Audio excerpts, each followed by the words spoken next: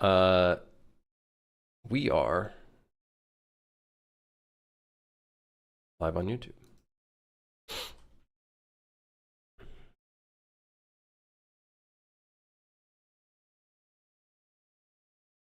In terms of having money for the animation packs, third-person animation is a lot harder than just arms. They're both challenging in their own ways. With the first-person animations, you're doing a lot more fine-tuned stuff, I feel like, because you got fingers and all this stuff. It really depends on your character model and whatnot.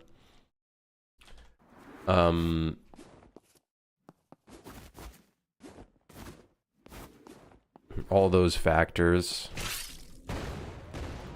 Fireball, aka lightning arc, because I haven't actually changed the code in the thing. Yeah, we need to make...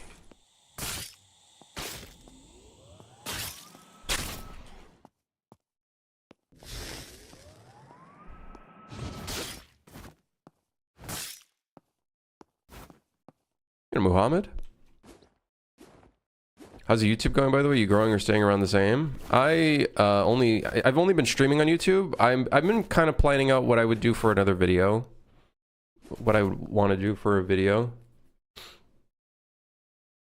Is there war in the background today as well? Luckily, no. Today's a bit of a quiet day.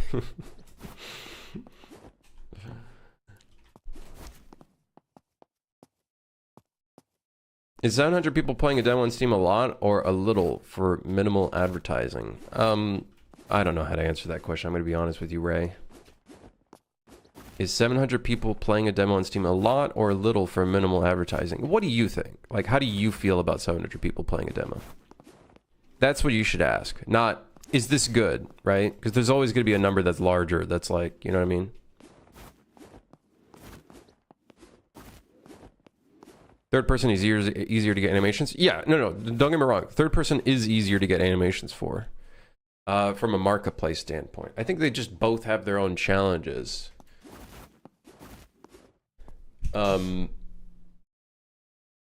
First person, chances are you're probably gonna have to make a lot more of those animations yourself.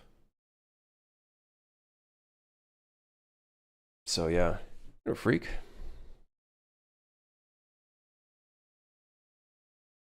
It's cool, but I don't know what it indicates because since I didn't make a demo page of its own, I have 0 reviews from it. Did you get people to, like, in the game, did you ask people to wishlist the game if they were interested? That could be an indicator of, I guess, the success rate of the demo.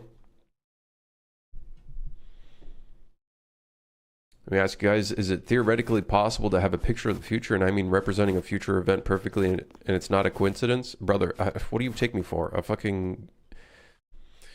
My crystal ball, I will be seeing the future. Your balls will be twisted in multiple angles. Like, I don't know. I don't know. I get about 500 wish lists through NextFest with about 200 having played it. Well, you know, there you go, man. Park, exclamation mark, parkour.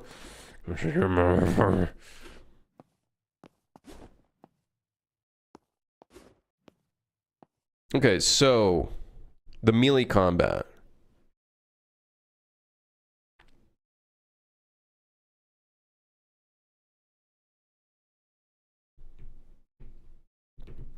It's going to take a bit, I think, to make the melee combat.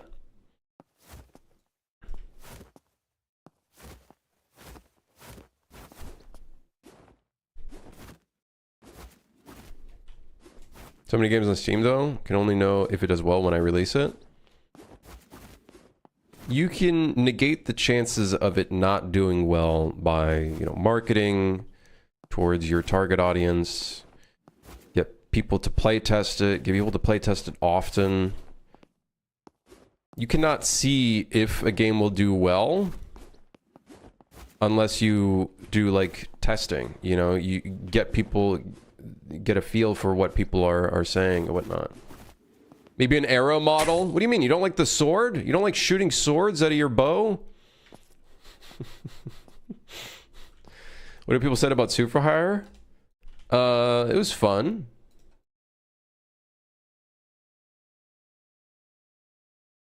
But you know, it had its issues and has its issues, I should say.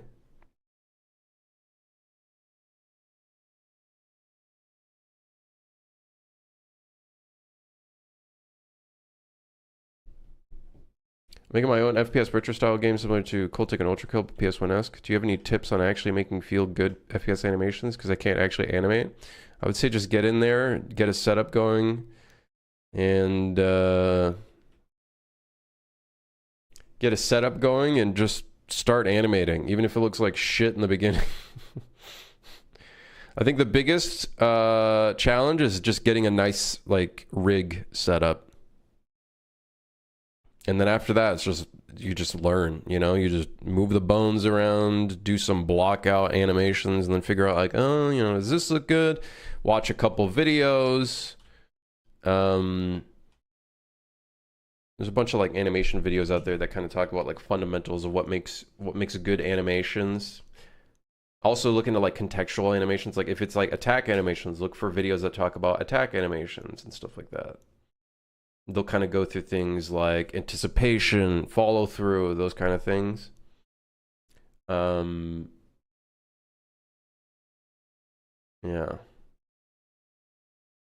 Does anyone know how to call an event before begin play but not in construction script? You're going to be having to do that in C++.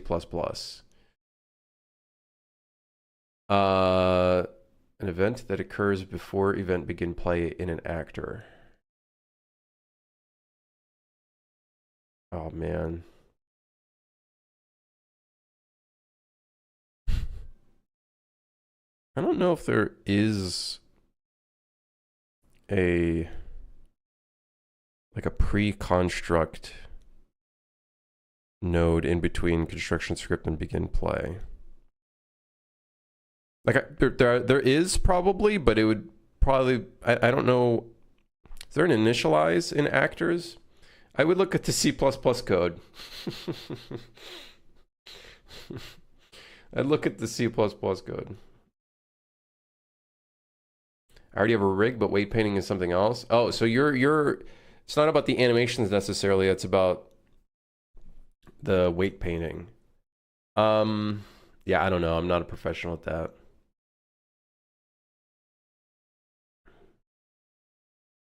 No, I think Sapphire is cool. It's just, you know, it obviously had some design issues that could have maybe brought it further. Maybe.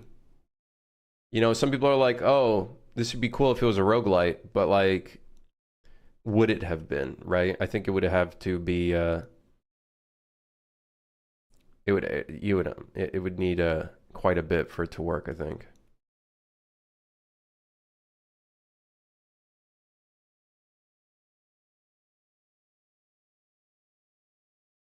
Port Street for Hire to the Switch. I don't know if that's gonna. I feel like it's gonna be a waste of fucking time. I'm not gonna lie.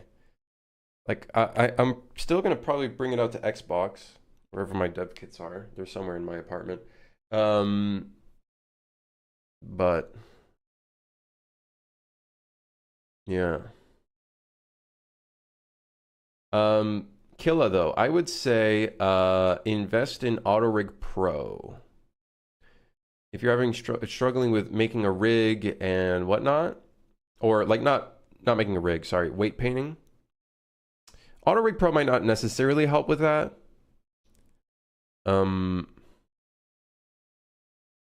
weight painting is a weird one because weight painting is heavily dependent on if the mesh is good and fits like proper standards for a character model. Go to Twiggy.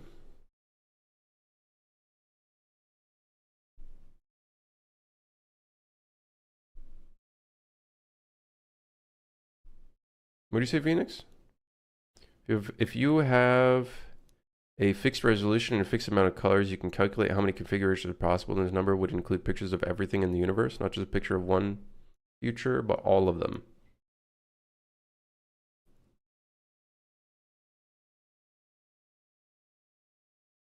Listen, man, I think you're onto something. You should do that. I'll just keep making stupid video games.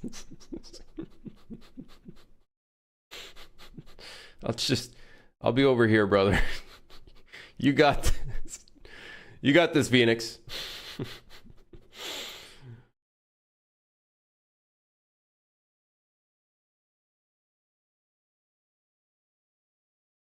They're not using UE5, Ben, so I don't know if they'd benefit at all from using UE5.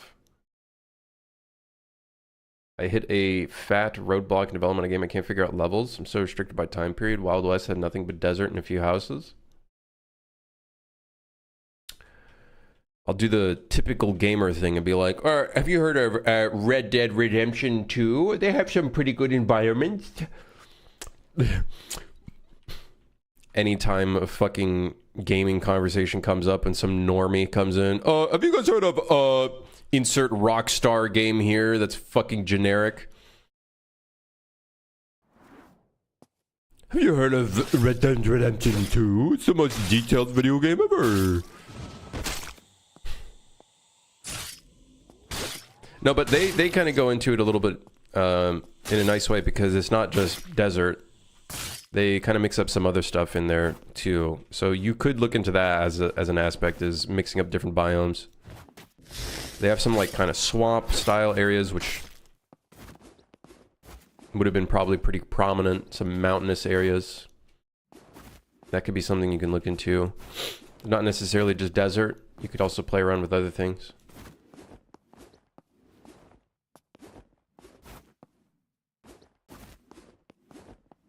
Levels for my style game, movement plus shooting. Levels need to be more compact and busy. How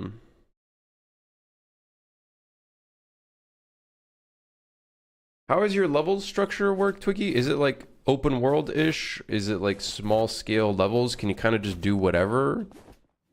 Teleporting from area to area? I can only throw a bunch of random stuff at you.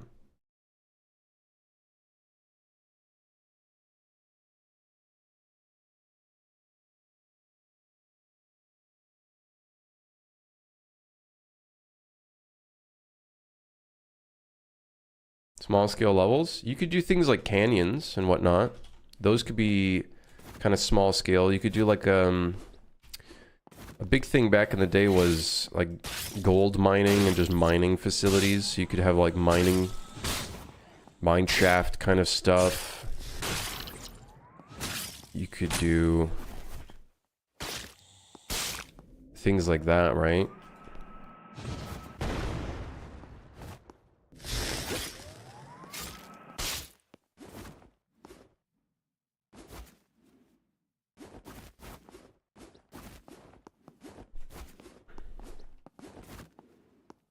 Okay, what are we doing today?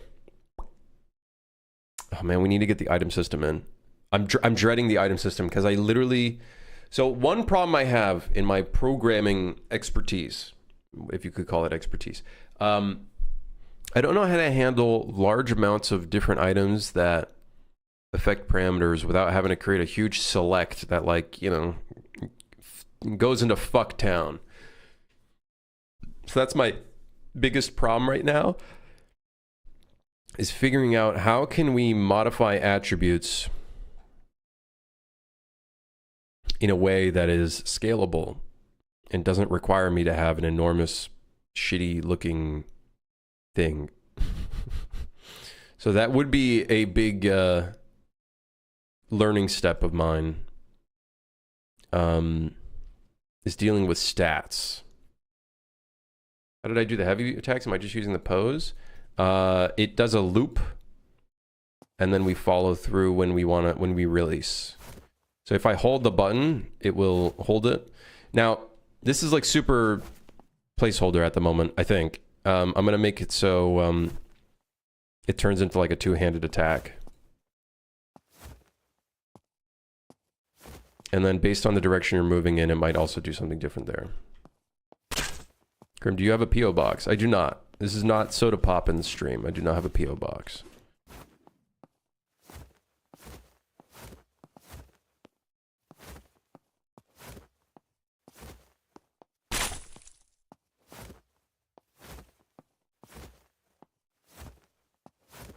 Maybe you want to look into edit inline new. Not sure if you mean that. No, this would be a different problem. This would be a bit of a this would probably be a bit of a different problem. Yeah, so this the item system would be a huge thing for me to undertake. A good thing for me to undertake, but a huge thing for me to undertake. Actually, hold on, let me.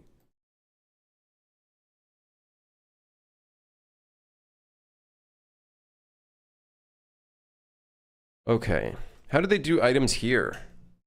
Items. Items are collectibles that grant special gameplay effects to characters. In this project, items are data assets with a name, description, icon, and most importantly, a gameplay ability. Right. So I'd probably create a new data asset. We have the ability data asset right now. We want a tower item data asset. This is what I created yesterday. Oh my.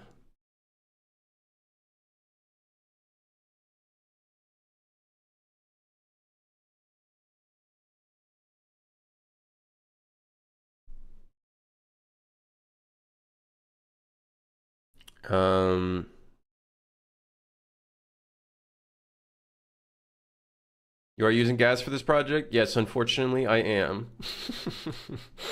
Unfortunately, I am utilizing gas. So far, my balls have not been twisted, but they're getting there by using this bullshit. So, while players and monsters keep track of and receive the effects of items, they must possess an inventory component. The inventory system for this project is pretty standard. Every controller has an inventory component that can be interacted with by an interactable interface. Right. Pick up object is a common example of this. Okay, right. Every item added to the inventory becomes an item entry. Keeps reference to the data asset, the gameplay ability spec, and the stack count.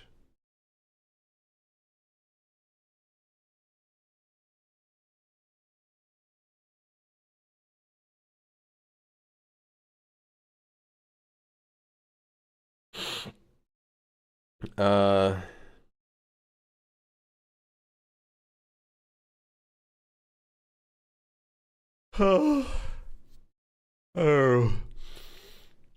Since increasing the item power by stack is essentially leveling it up, I decided to use the built-in ability level in gas.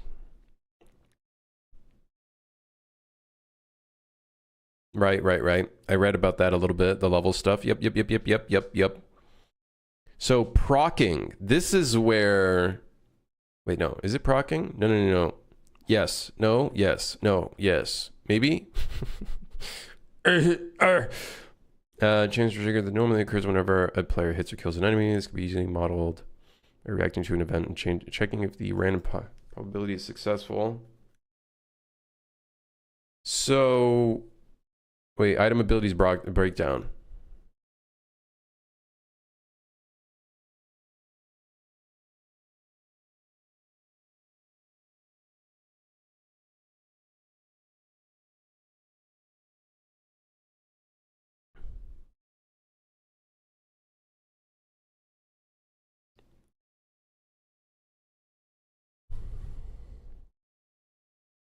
Wait, let's read this again. I didn't process what I was reading.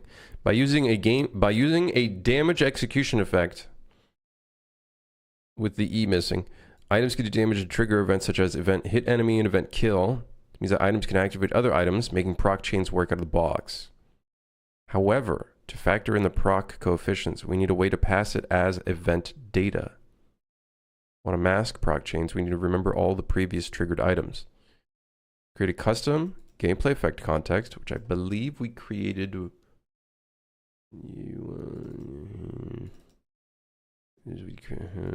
Created one here. This is our custom one that I have to modify. Containing a list of gameplay effects. Here's an excellent article on creating and using your own. Yep, I already read that one. So they have an array of gameplay abilities, get an ability chain. But then they have another array. Oh, list of all previous triggered abilities, CDOs. What the hell is a CDO? I feel like we heard this yesterday and I don't remember what it is. Cooldown on CDO is. I literally heard that acronym yesterday. CDZOs. Okay, listen here, Phi. Hey, what's up? Don't say that after you said D's. O's. All right, CD-ROMs.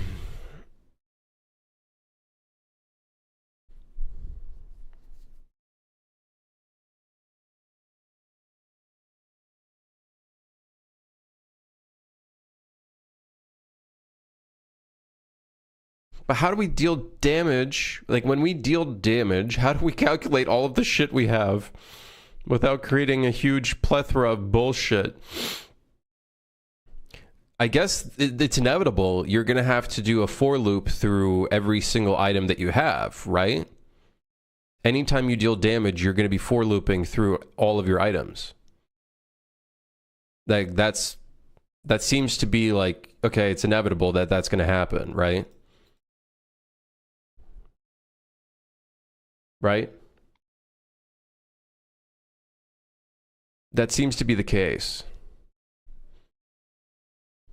Every item that uses proc chains and masks must be responsible to change its own context. Below is the set context ability chain function. Modifies the current gameplay effect context by adding the previous chain to the current ability to the ability chain list. The append previous chain and add ability to chain or custom blueprint functions that utilize our custom gameplay effect context.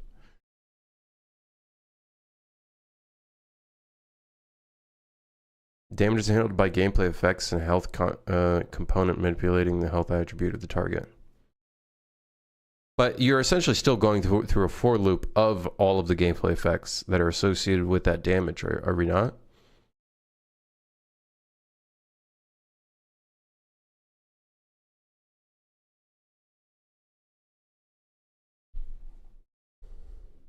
Right?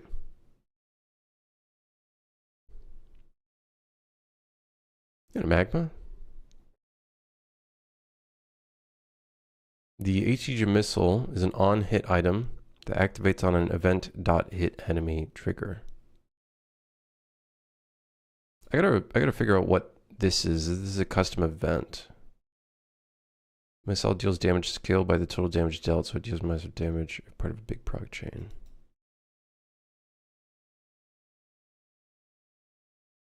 You have an ability that applies a gameplay effect to a target. That one will instantly modify the target's health attribute.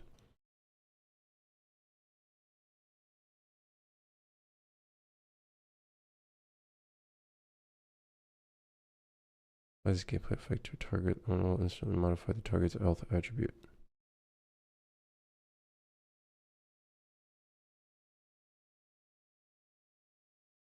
Okay. So let's say you're doing melee damage.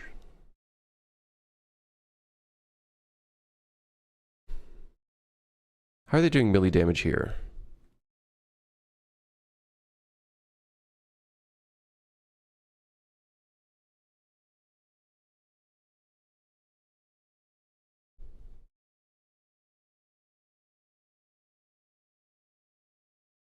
Like, how would we apply... Like, let's say we had a proc chance of 25% chance to set an enemy on fire when slashing them. So the player would have an ability that would be an item that would give that chance on there. How would we read from that? That's what I'm trying to grasp right now. How would we read from that when dealing damage?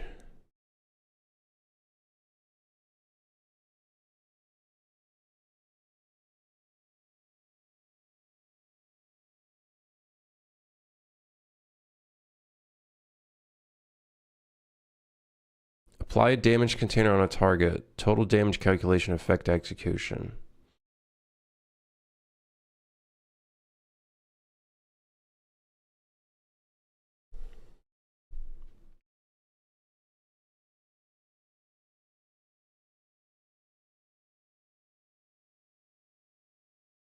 The sequence of steps necessary to inflict damage is the need for a more complex system, in contrast to how Unreal's Lyra comes from the nature of the flexible modifiers of Risk of Rain. While the base damage attribute is associated with the character and only ever changes when leveling up, the total damage attribute is the final value used to inflict damage is altered by an arbitrary number of items and/or passive skills. For this reason, unlike Lyra, the modifiers are not hard-coded and are instead added in response to the event before damage event after the damage calculation effect is applied.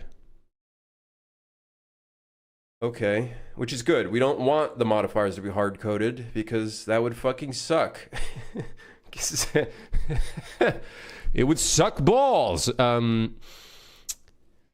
This enables designers to modify the total damage attribute before the final calculation based on the target's information, such as position, health percentage, accuracy, and so on.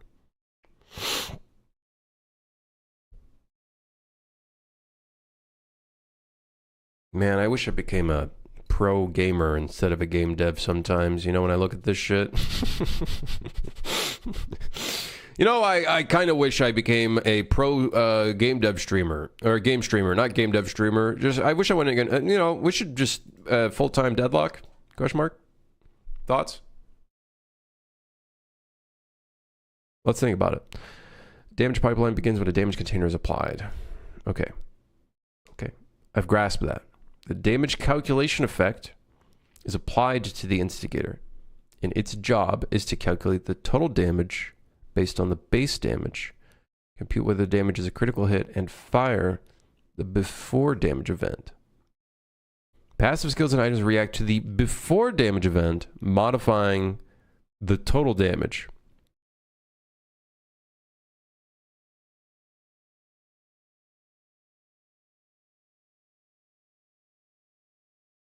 Sadly, in the current climate, you're 10 years too old for that. Yeah. You know what's really funny is I did, you know, I've been streaming for like 10 plus years. I'm pretty sure. I don't know. I've lost track of time. I've been streaming since high school. I've been streaming since high school. I didn't make it back then. Probably won't make it now. Oh no. The years are fleeting. The damage execution effect is applied to the target. Its job is to modify the target's shield and health based on instigator's total damage to the target's armor. Dude, everything I do is so simple. I just do, hey, custom event, damage interface. Oh, hey, Kablamo, deal damage. This is like, create a fucking object. The object calculates the damage. The object is then applied to the character. Then it deals the damage to the character, but then it takes into account the character's attributes, such as resistance and whatever the fuck.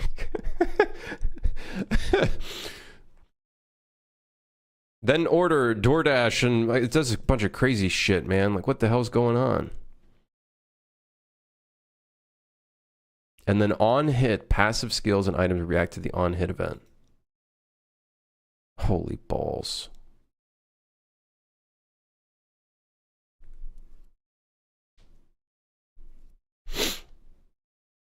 So we need some events for on kill and on hit, it seems like.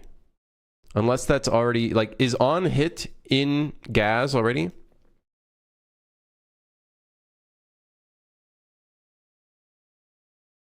We gotta reread this like 15 million times.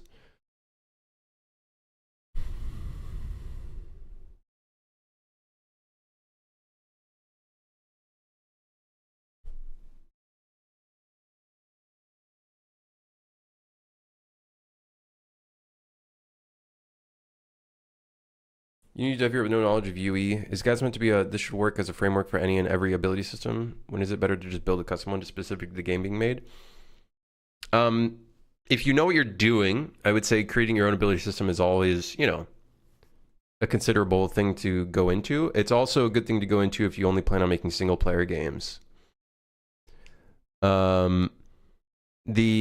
huge advantage of game playability system is it's been battle tested through like a bunch of huge multiplayer games. It does a bunch of multiplayer networking stuff for you. And at some point, I do want to get into multiplayer. So for me, it's a advantageous thing to get into. And also could potentially teach me some really good networking fundamentals. So that's the biggest thing. Obviously, it's a huge challenge for me to grasp it. There's a lot of things in here it does differently than what I would do. But that being said, it is also like a massive system that allows you to do a lot of like stuff. You are not forced to use gas at all, though. You could literally like not even ship with the plugin, and you don't even have to use it at all. So I want to learn it because I think it might prove useful.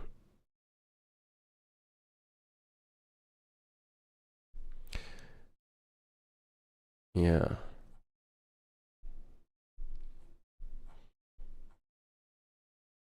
You could definitely make your own, 100%. I've made my own ability systems in the past, but you know, they're not like they're scalable to an extent. When it gets to a level like Risk of Rain, where you have like maybe like let's say 15 items that do different things like on hit and whatnot.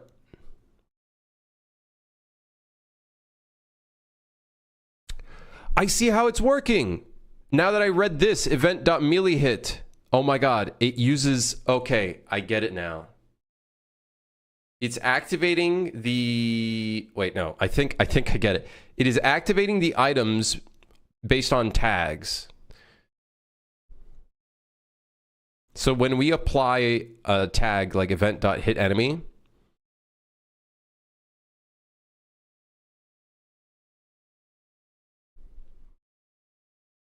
it will then call all of the other abilities that have that tag. Oh my god. Oh my god. They weren't kidding when they said this all runs on gameplay tags.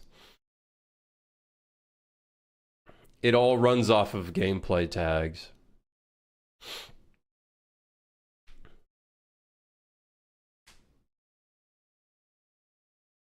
He wants in on the lucrative friend slop market.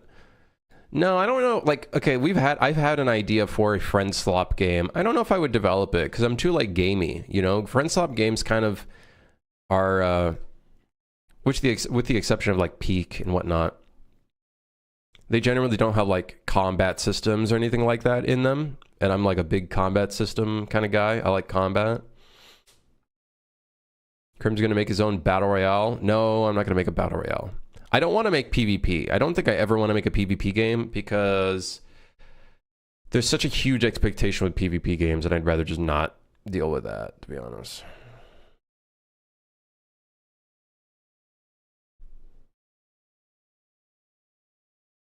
So it's running off of tags to call the other events.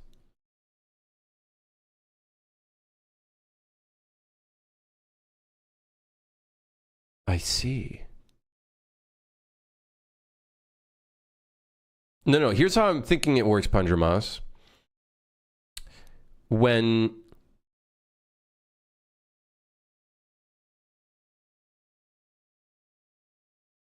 So my question is, if anybody's been... Well, I know a few of you guys use Gaz a lot. There's a tag in here called event.hitEnemy, right?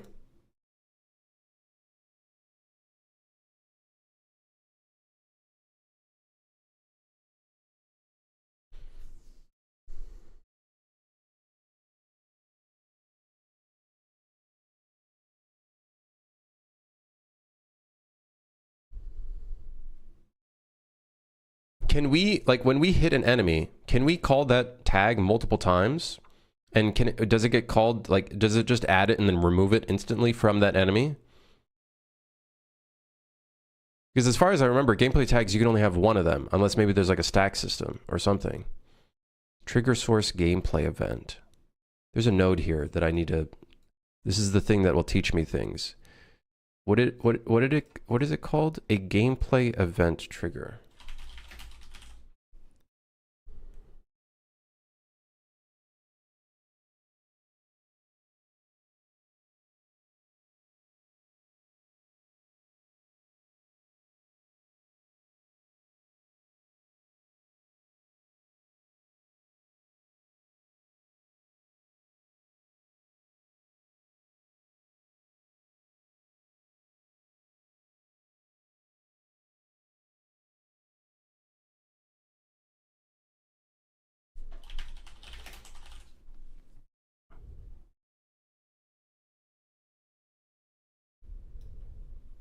Events don't add tags to the actor, they just get sent to them, if I remember right. So on top of having states, which would be like tags that stay persistent, like for example, the one where when the player gets hit, where is it? For example, this one, recently damaged. This would be one that's like, oh, for 3 seconds we have this tag.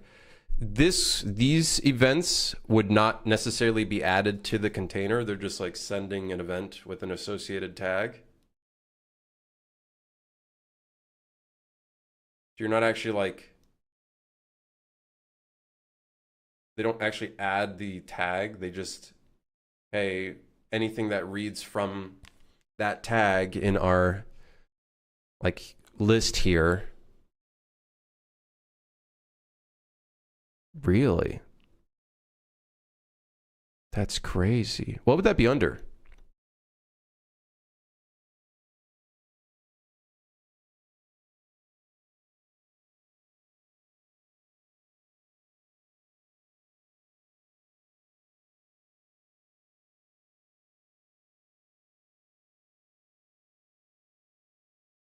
Normally you'd use wait for event tag.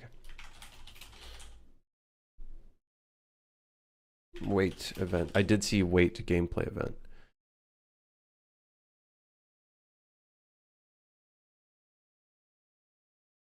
Wait until the specified gameplay tag event is triggered. By default, this will look at the owner of this ability. Optional external target be set to make...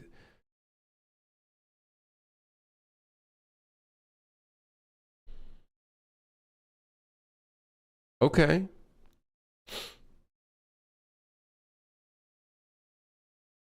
Yeah, this would technically not be an effect. We're thinking of like on hit, things like when an enemy gets hit, things proccing based off of that. Not necessarily like on fire, for example. On fire would probably be a completely different thing.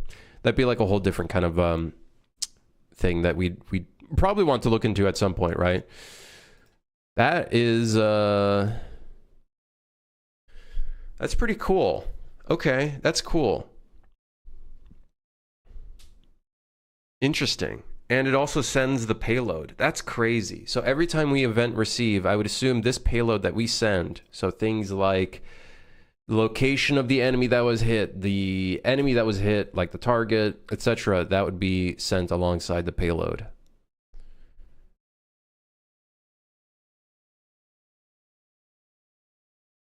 Damn. You can make a passive ability that auto starts. Yeah, that's what I'm thinking is whenever the ability is not granted. Well, I guess, yeah, we could call it ability granted, or we could do activate ability. Whenever the ability is activated, which would be the passives would be immediately activated. I guess we could use granted.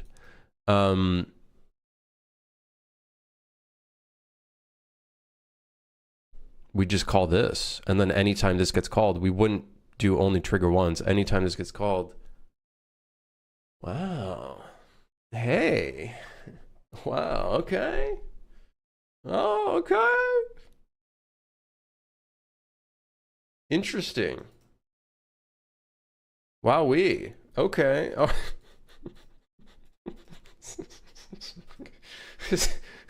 Okay, I'm piecing it together.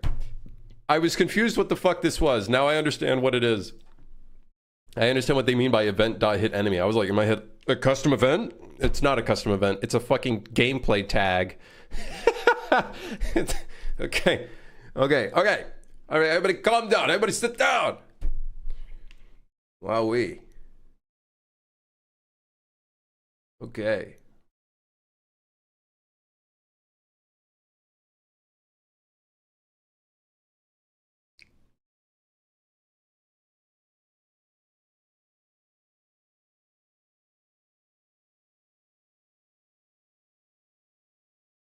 Huh.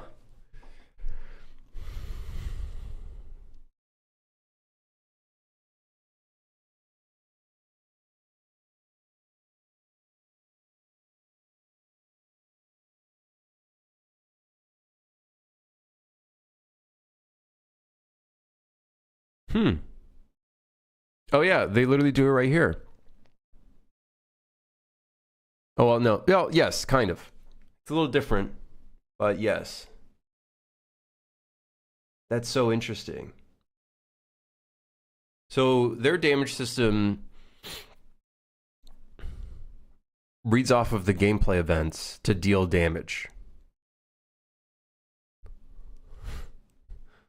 Which is, like, it's really like using everything Gaz has to offer, basically.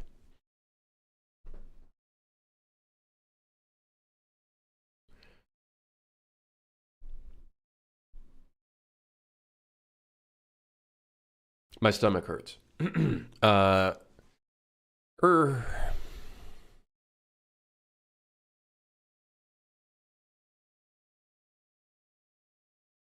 Either that or this is giving me gas, which, you know, it probably is. Yeah. An example looks like they're using Anim Notifies. Yes, they show it somewhere here. Yeah. So they have their hitbox system stuff here. And I'm assuming their hitbox calls the interface for dealing damage. And then if I were to guess, when they deal damage, they apply the melee hit gameplay event. And then the gameplay event will call this. Yeah. Thought you do apply gameplay effect to target and hit with specify other things dot chance of getting applied damage calculation based on weapon. This does it a bit differently.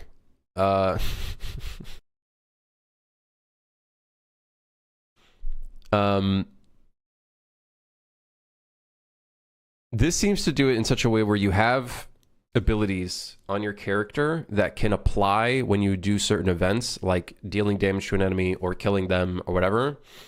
And that would call things like event.kill, and then it has a chance to activate those abilities on you that would then do things. And in this case, they're doing that with a melee hit.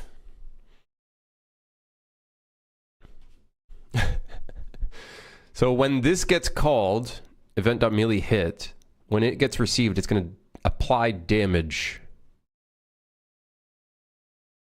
This wouldn't be dots. Dots would be a different thing. Yeah, damage over time would be a different thing. That'd be a kind of a different like effect. Like if we apply like on fire or poison to an enemy, that'd be something different. The damage calculation would happen after this. I think. Oh.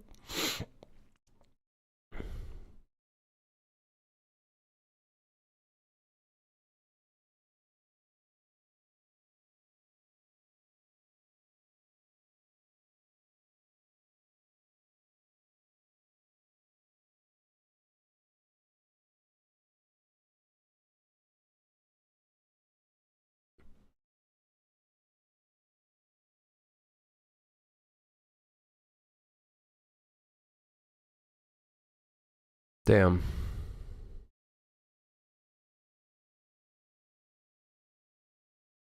Setting up Gaz as a pain once setup is pretty neat. God, abilities consist of so many unnecessary files. I think that's my biggest quarrel with gameplay ability system right now, is just how many files you need just for one ability. So in our case, we need a data asset that has name, description, icon, associated stuff. Then you need the actual ability. Then you need a gameplay tag. You need to create a gameplay tag for the cooldown, just the cooldown. Then you need an object for that cooldown. Which, by the way, I have not set up a system that allows you to change the cooldown based off of, I don't know, like a cooldown reduction system yet. Yeah.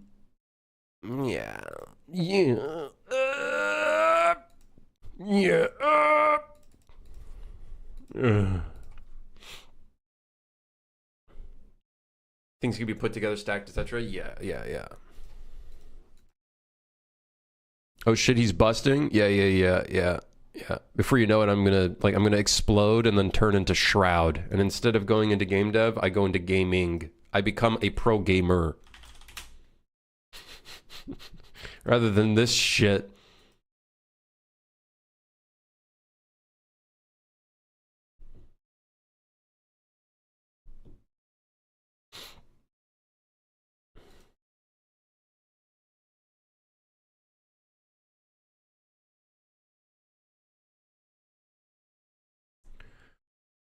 You starting to think like a gas man yet? Yeah, I'm thinking like a gas man, aka wanting to quit. No. I think I'm slowly grasping it.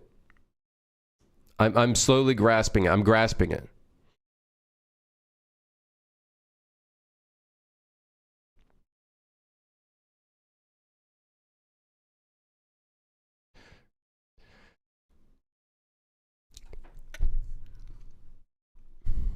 Okay, this is a different kind of thing.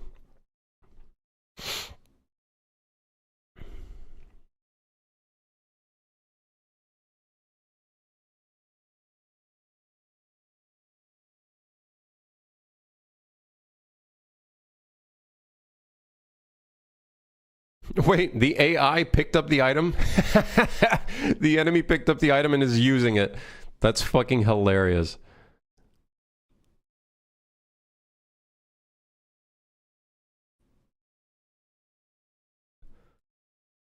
That's funny.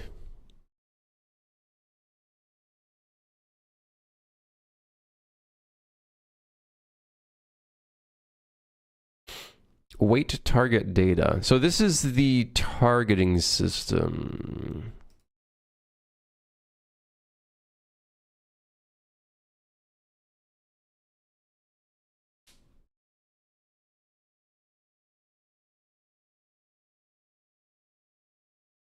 Hmm.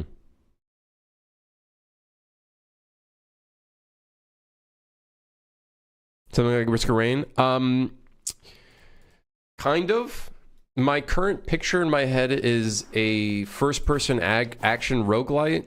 Kind of like a little Dishonored-esque / Dark Messiah Might and Magic / 5 million other ideas. And then having like an item system during the run that like modifies stuff, makes you a little bit stronger. And that's kind of what I'm picturing. Who knows? We could end up scoping all of this down.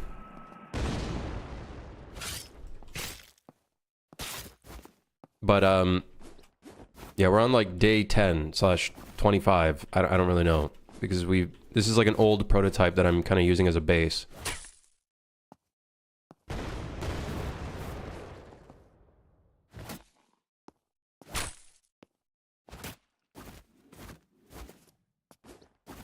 So that's kind of what I'm picturing right now.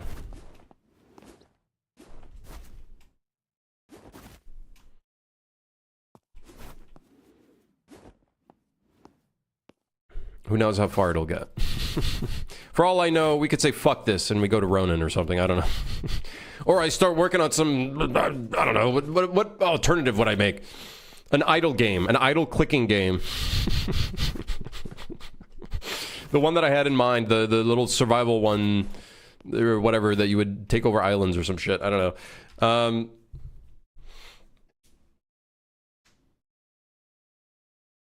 So far, so good, though, I think. I'm learning a little bit of C++, kind of, sort of, not really. Becoming more acquainted with it. And then, you know, I think gas will be a good thing to learn in the long run, considering the type of games that I like to make, so...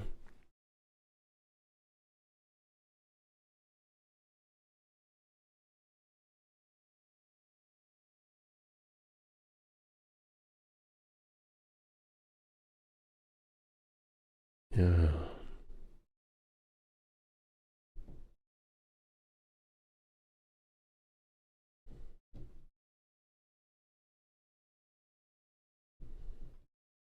When until sloppy cash grab gacha prawn game? Prawn as in like the fish? Prawn?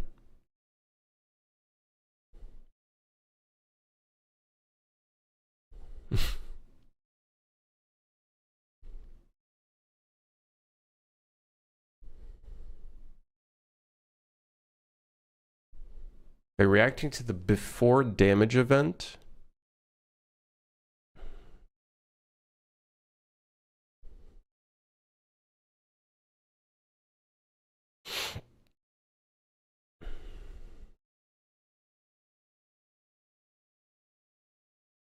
Okay, I gotta understand how the before damage stuff works. That part I'm a little lost on. How does it call before damage? Is that a tag? Is before damage a tag?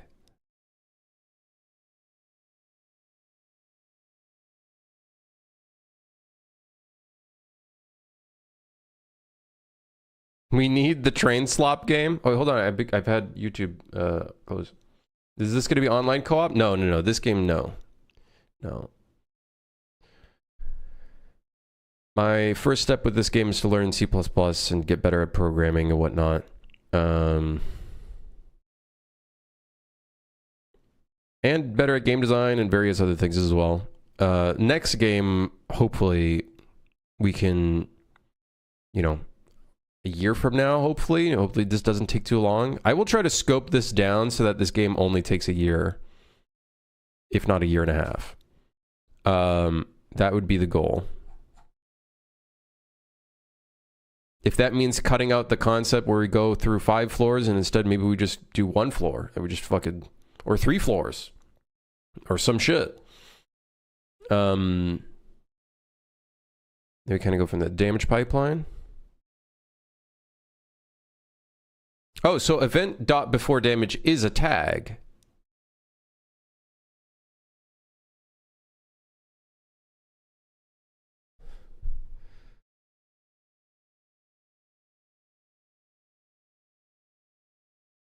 And are instead added in response to the event dot before damage event. I need to see an example of this. When a damage container is applied, damage calculation effect is applied to the instigator's job to calculate and fire the before damage event. Passive skills and items react to the before damage event, modifying the total damage. The damage execution effect is applied to the target. Its job is to modify the target's shield, blah, blah, blah. Okay, so that, I guess, makes sense.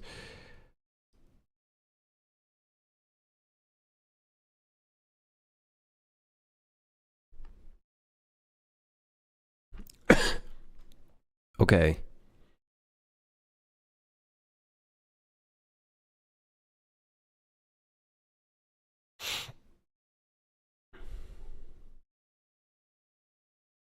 So I just need to understand how, like, that's gonna work.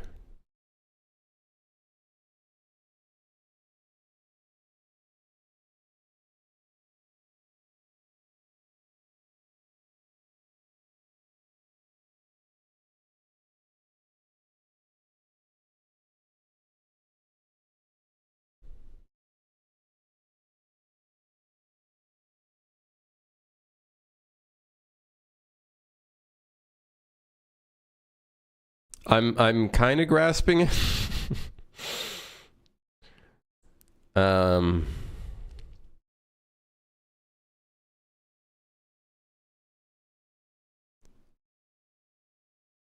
So it'll call before damage, but the thing that I'm lost on is how is it modifying the damage context? Or whatever the fucking damage effect calculation, whatever the fuck.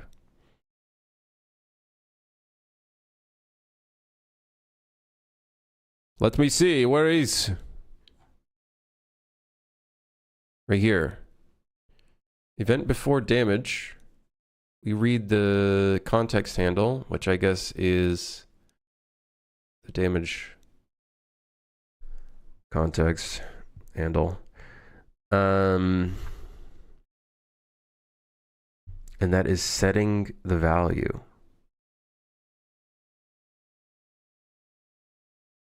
Okay, someone correct me if I'm wrong. Okay, yesterday I learned that you can only use struct pointers, references to a struct, in C++, and you can't use it in Blueprint. How are we modifying the context handle here? I know this is it's a function library that's being called in C++. So maybe here it's somehow getting a reference, but this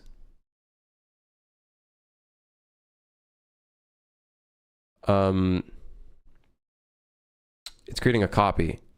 But by creating a copy, don't we like not actually modify the context handle? And so we're not actually modifying the damage? That's one thing I'm lost on right here.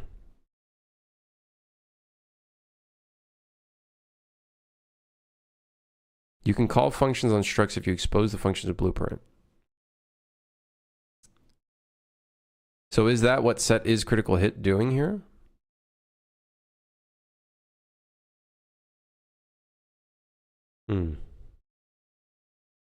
I guess so, because it doesn't have... Definitely does not look like a function library. But again, it's not a reference, it's creating a copy. So that's... I'm a little... that part, I'm a little... Where the fuck I am? Where did I go? Where am I?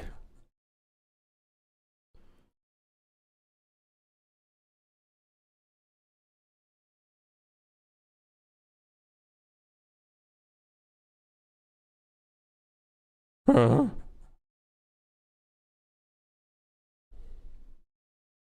Yeah, that is one part I'm lost on, because yesterday I learned that you can't actually do a pointer to a struct. So I'm extremely curious how the hell they're modifying the damage after the fact, while it not being a reference but a copy. Or at least it seems like it's a copy. It looks like it's a copy.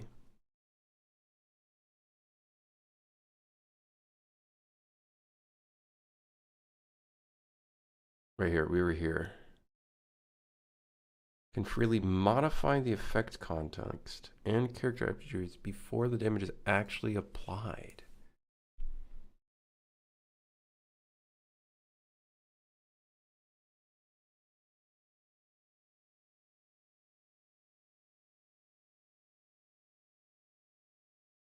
Can you stop looking at guides for knowledge and employ AI like a competent game dev, please? Her? What mean you? I can see a lot of potential in this being co-op. I would love to make a co-op game. That don't get me wrong, but I think to be realistic with myself, I don't think I'm at the level yet where I can take on networking just yet, which is why I'm taking it one step at a time, even though it might take a lot longer than I would like it to.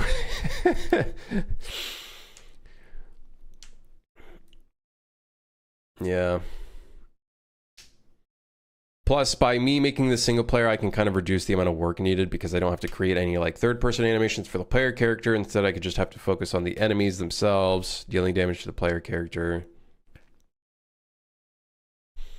Yeah. Yeah, I'm a little confused about how this is modifying the context handle. By reacting to the before damage event. Okay, I got that part. It can modify the effect context.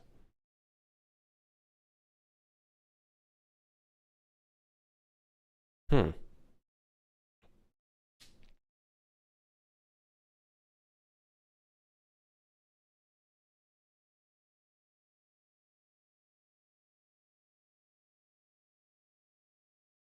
just the info about it. How are we modifying? So like here we have the example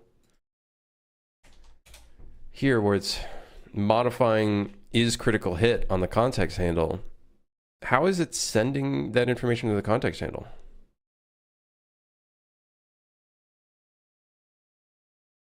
This part I understand is hitting from behind. It's doing a dot product inside of here and then blah, blah, blah, blah, blah.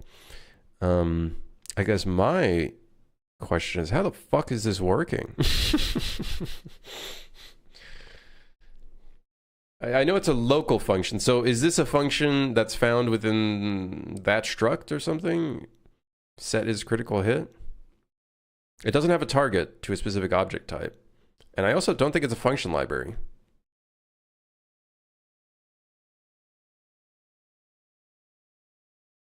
We just explained it. I don't get it. I just don't understand how this is a reference rather than just a copy.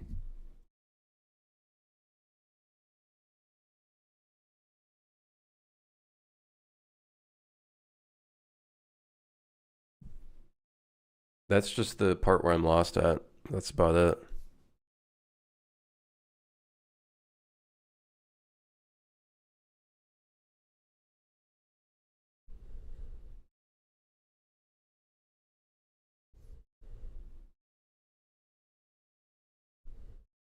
Hmm.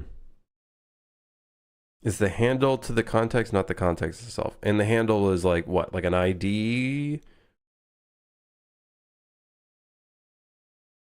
of some sort? That would be the actual thing. So even if it was a copy, it would actually be able to.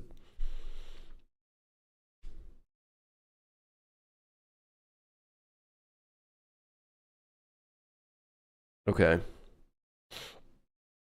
So then where's this function placed?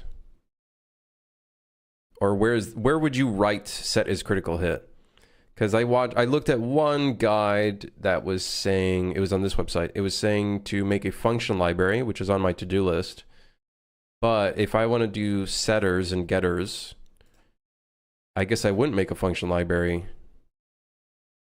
to interact with the context handle. Instead, where would I write this code, I guess? It's probably within the struct itself. So you can do that. Because I am seeing that's the only target it has, which is that struct.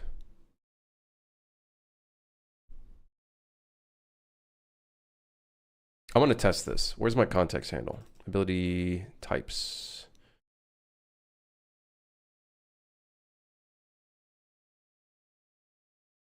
See, here we have a bunch of functions, but they're not blueprint callable.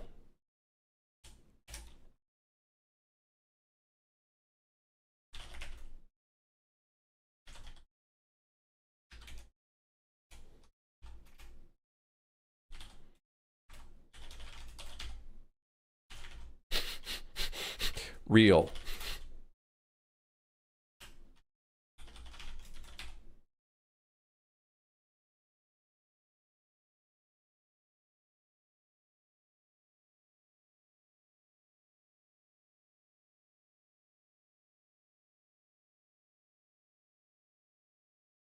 It'd be a static function.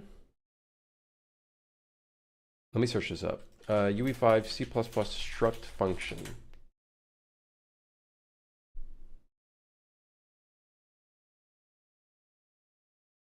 Using a blueprint function library is the place for all the blueprint functions for every that structure. It can even be as simple as calling non-U function methods of the structure.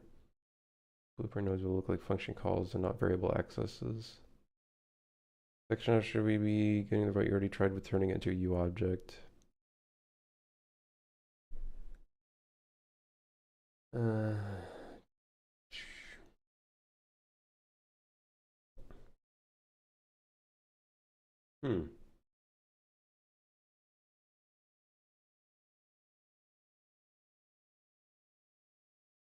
You can't use U function directly in structs. Okay.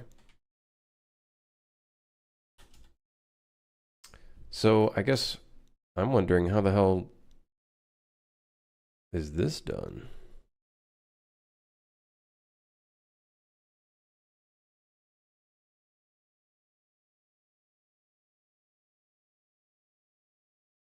Would it be, instead of it being inside of the struct in our ability types, instead it's on the outside of it?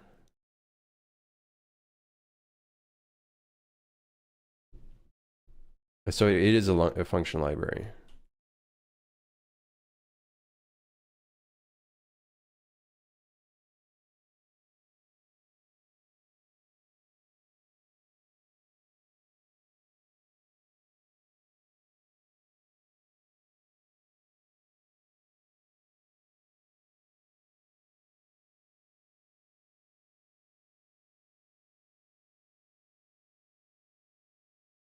Hmm.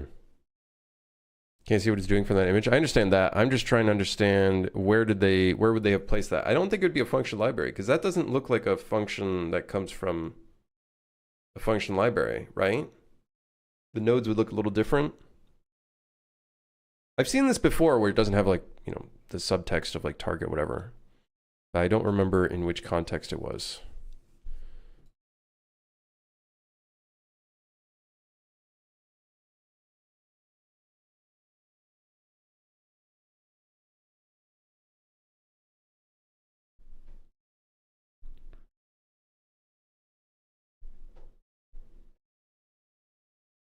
So it's a C++ function library, C++ blueprint function library, which I have created before.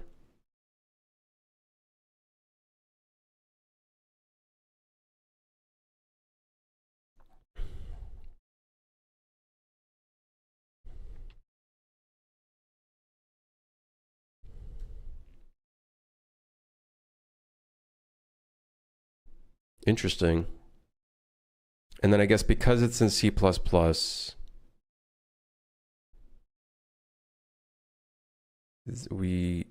figuring out how to do all of that setting. I don't think it's a macro because the macro would show, well, at least it would look visually different. The function in Blueprint.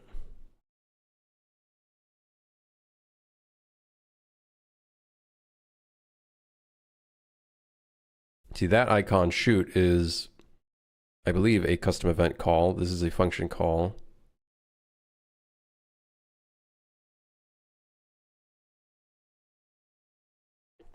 Interesting. So we are going to still have to make that function library, sounds like.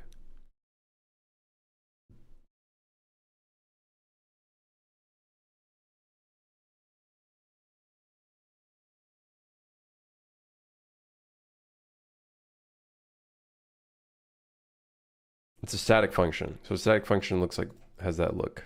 Okay.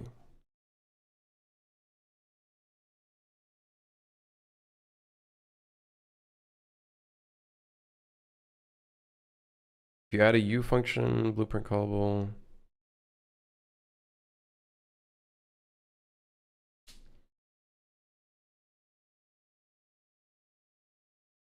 Where's the set critical hit and value in blueprint like the image?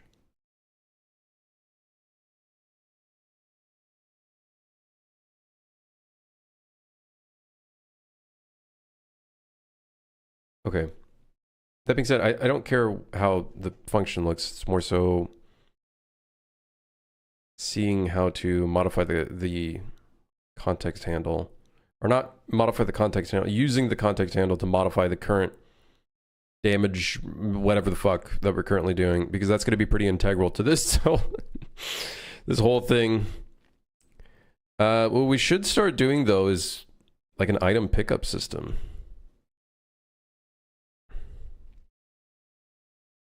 We should get started on just getting that out of the way. That I can at least do. I'm not that stupid. I can at least get that out of the way. That will require a different... So yesterday, or whenever, we derived an ability from this.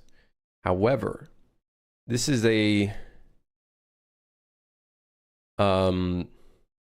gameplay ability that we want to be able to call on give ability or on ability granted, which would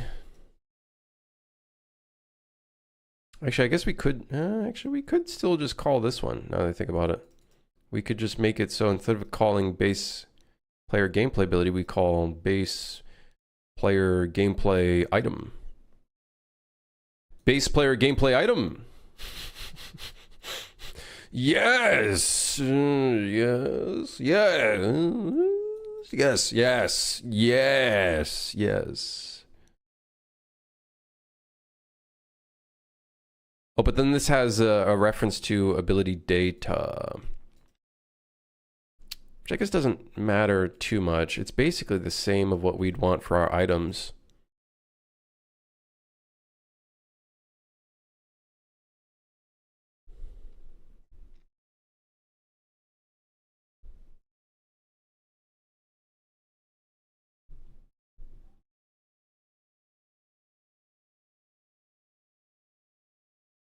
Yeah, we could probably reuse the same thing. I'm sure it's fine. I'm sure it's fine. We could. Should we reuse it, or should we just create a different class for the items? Because the items would function differently. They're like passives, I guess, rather than things that you can activate. I guess it doesn't matter. We could just reuse. What fuckery might I come across if I reuse?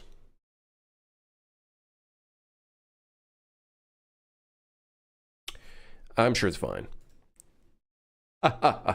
We'll just create a new version of this. Base gameplay item. Base player gameplay item. Yes, and then on ability granted, we do not want to add an ability element.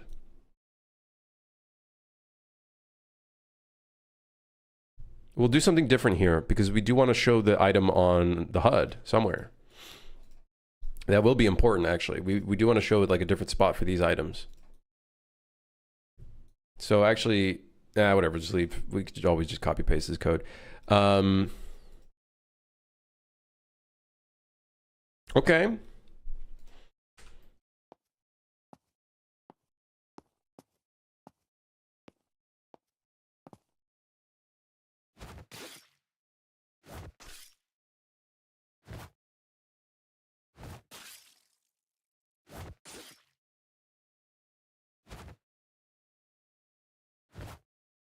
You know, it'd be a great first challenge.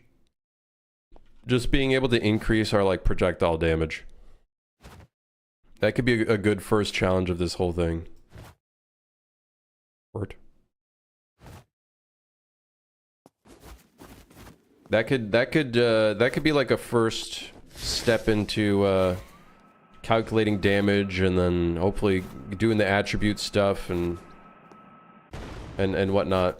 Getting all that out of the way.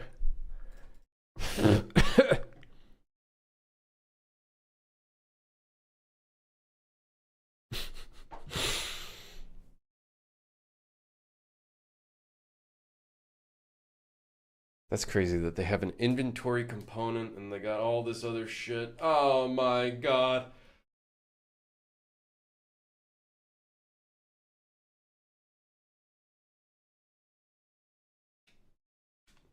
Why is there so much stuff? There's so much stuff. There's so much stuff. It's insane how much stuff there is. It's all like different objects too. I think the idea is that they could add the inventory to, I guess, like an enemy if they wanted to. I find that to be such a funny concept.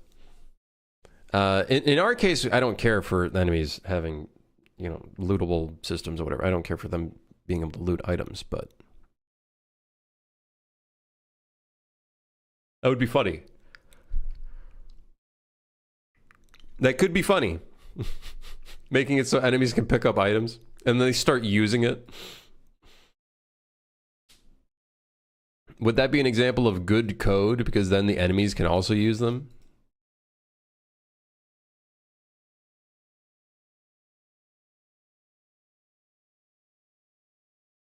We got to modify this list, our to-do list. Man, I need to start using Trello. I need to start using Trello.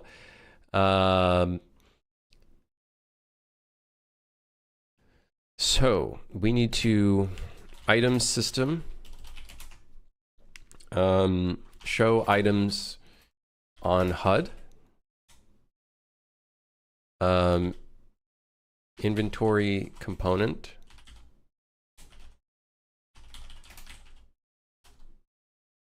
wait, are they, I'd assume they're creating some sort of interaction interface rather than a inventory interface to pick up items. Yep, interactable interface, which I think I have. Yes, I have a BPI interactable, which also for some reason has a damage actor. I don't know. I don't know. So I guess we'll just create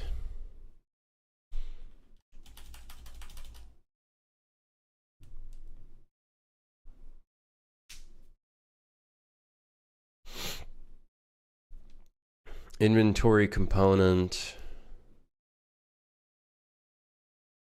What other things would we want this item system to start doing? I guess we're gonna have to make the attributes. Okay.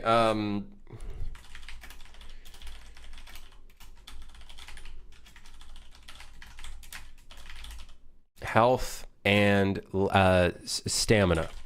We'll start with these two things, and then let's create first basic item that increases player's health. Okay. Is that good enough? Is that a good enough start? Create first basic item that increases the player's health. Okay.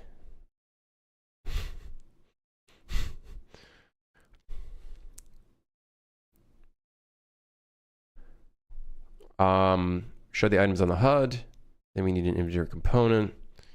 Create the beginning of the attribute / attribute set.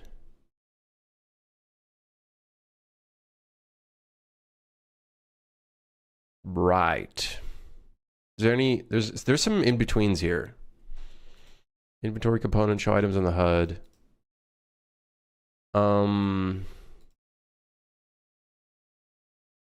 Let's also, because increases the max health. I want to also create another item.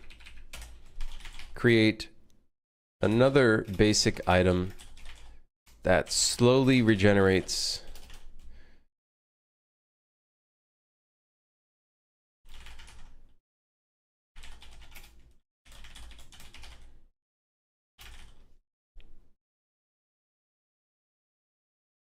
increases the player's health regen rate. Sure. Create BKB. Bro, I don't remember what the fuck that item does. I did not like, I'm gonna be honest, I'm a Dota hater. This is funny coming from someone who likes Deadlock, because apparently Deadlock is like third person Dota that had a baby with, I don't know what the fuck people say. It's just this third person Dota. I don't remember what the BKB is.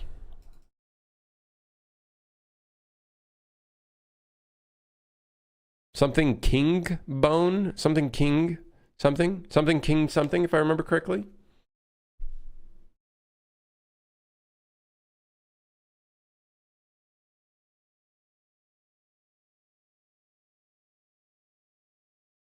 Okay.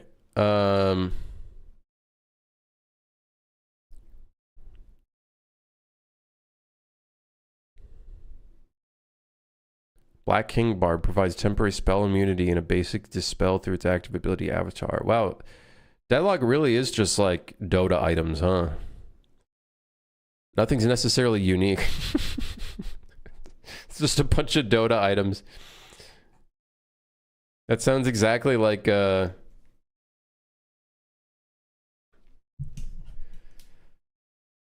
like Unstoppable or something. Sounds a bit like Unstoppable.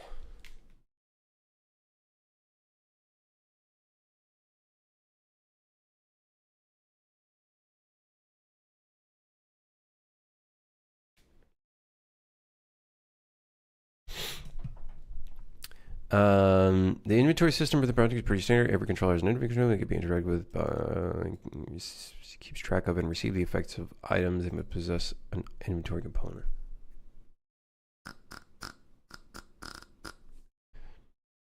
Every item added to the inventory becomes an item entry, which keeps your reference to the data asset, the gameplay ability spec, and the stack count.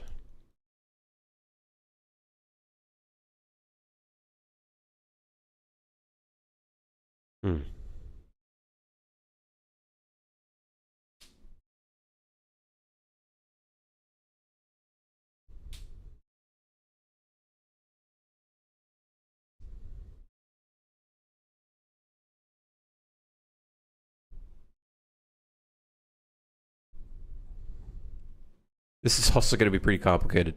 Me thinking it's going to be an easy task. Oh, well, you know. Okay, how do we create attributes? Let's get started with that.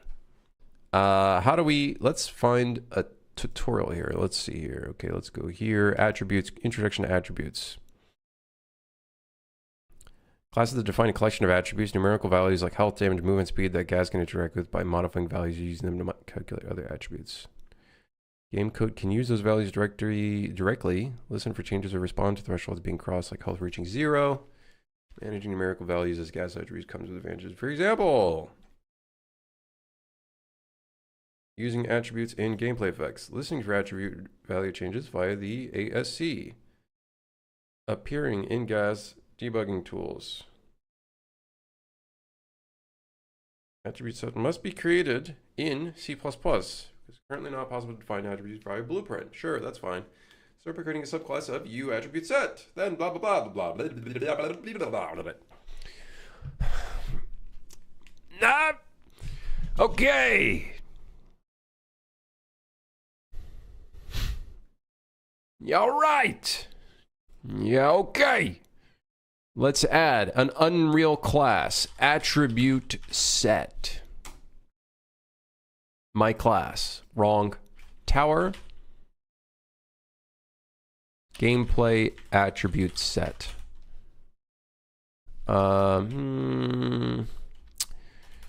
Player attribute set.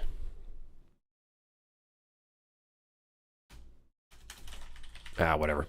I'm assuming all enemies would also follow the same attribute set. Hold on, I gotta do 5 push-ups. Ow! What the? My guitar! Hey, can you get out of the way? Out of the way. I'm tall, man.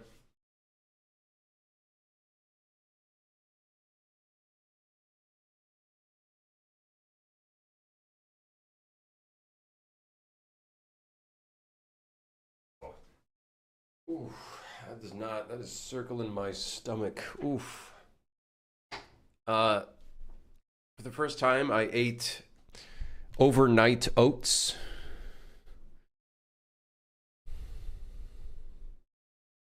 And, yeah. Doing those push-ups is not boding well with my overnight oats in my stomach. You know what it does mean, though? Hopefully longer stream. Because I ate something. Yeah.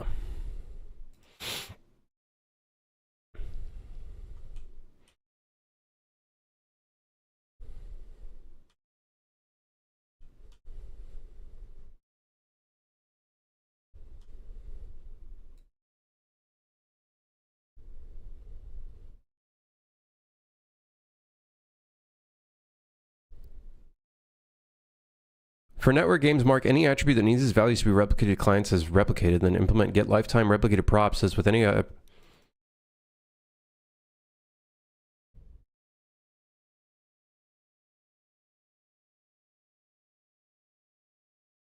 we don't need that, but, you know.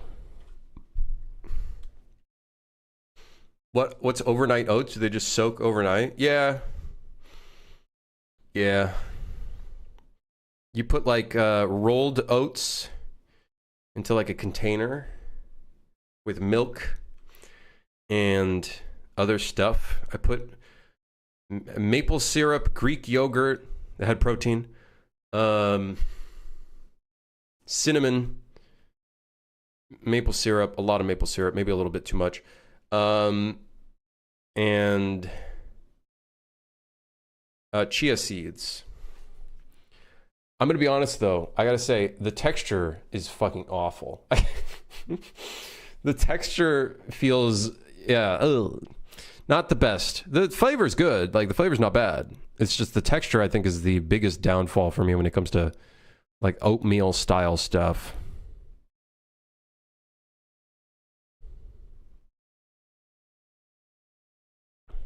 Chia seeds? I didn't put too much. Okay, let's just start with this then. We'll just copy this code. Okay, so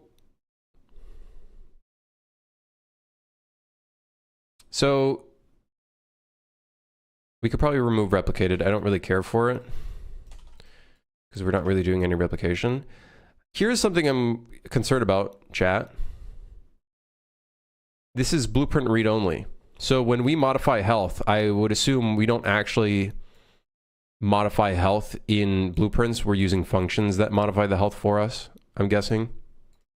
Because it's using this thing called gameplay attribute data.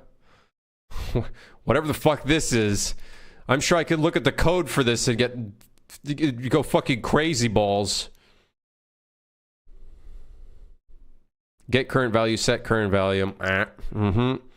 Get base value, set base value.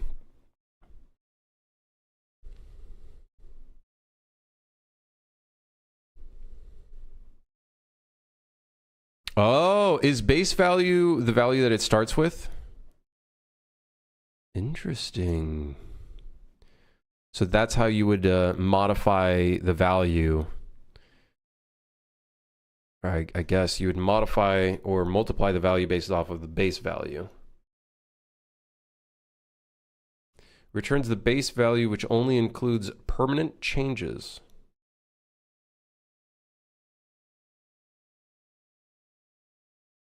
Right. I think I'm reading this correctly. I think.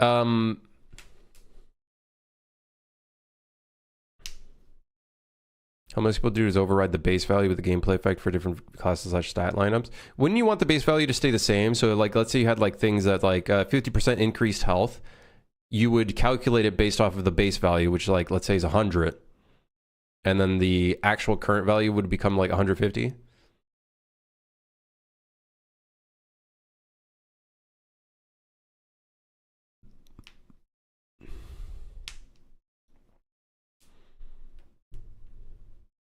You're replacing the base value. Okay, I'm gonna have to grasp that because in my brain, I would see the base value as you would keep that as the same thing, and then all the calculations would be based off the base.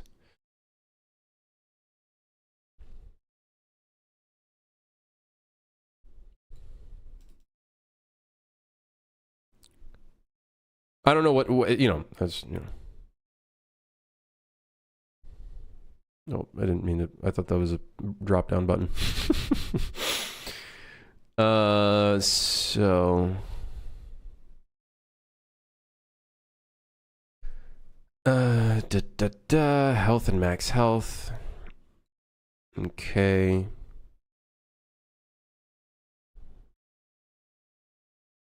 In general, accesses refer to getter and setter functions. In the source code for attribute set, there's a useful macro attribute accessors that you can copy into your attribute subclass's header file. Macro generates functions for the attribute set class. Set and initialize an attribute value with simple function names based on your attribute name, like get health, set health, and initialize health.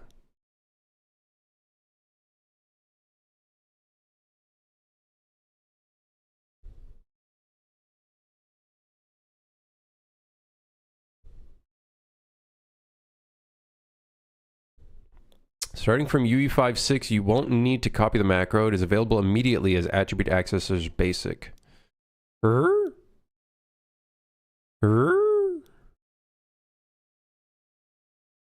So, do I need this then?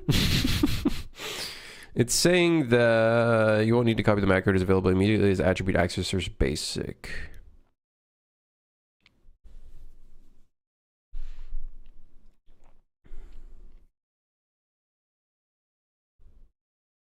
Yeah, that's how I'm picturing it, de factoria. I don't know if that's the best way of doing it, but yeah.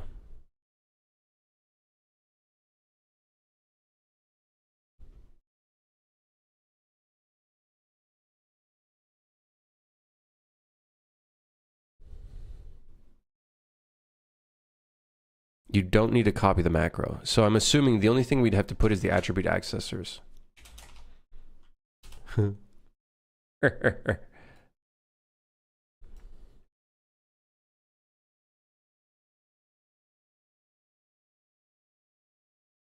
um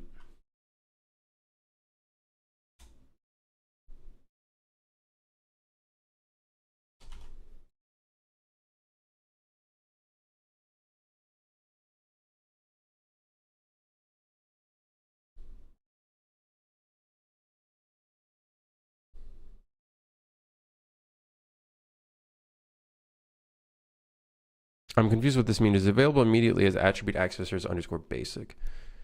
Does that mean... where does that go again?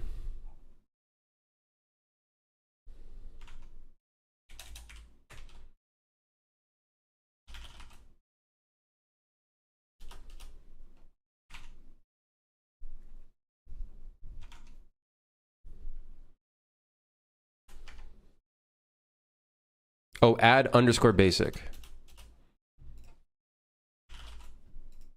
Oh.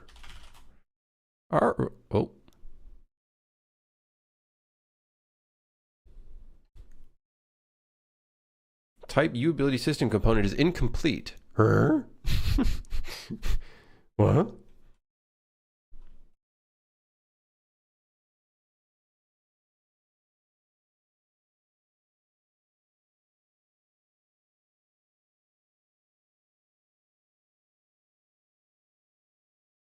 Instead of copying the attribute accessor macro from the comment above, you can also immediately use this one if it fulfills your needs named differently to not cause name collision in existing projects that have copied attribute accessories already.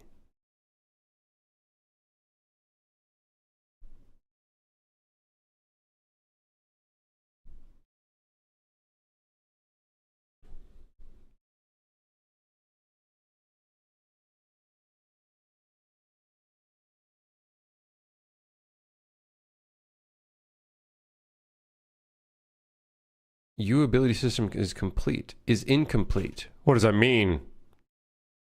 The hell does that even mean?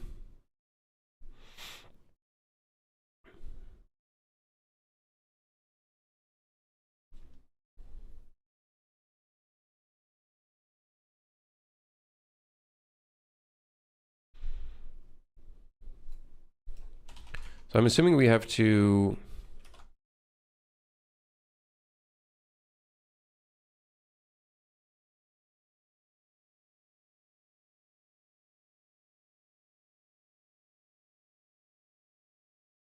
I've imported the full class. Would I have to hashtag include, I guess, the ability system component? Yep. And then in here, initialize health, initialize max health.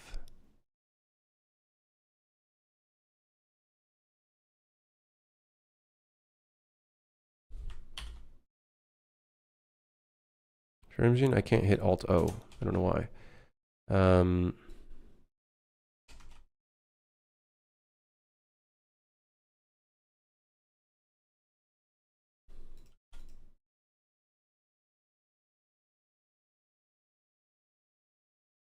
Interesting.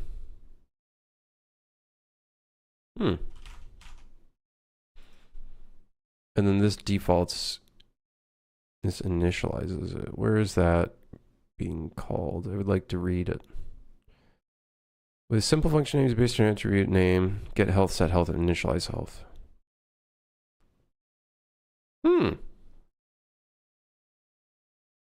So it created the initialize health for us based off of its name.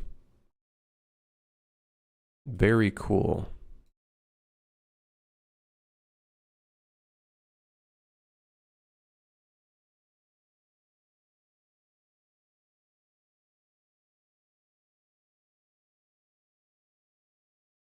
Right. We would probably, you know, now I think about it, actually, we should rename this attribute set. I was thinking of putting all attributes in the same spot. It's not a very good idea. It's not a very good idea. We should separate it into sections. Because if we do health, all the enemies can have health, but they might not have stamina. I don't really care for enemies having stamina, but the player will have stamina. So I'm just starting to think, maybe I should have, maybe I should have named it differently. Yeah.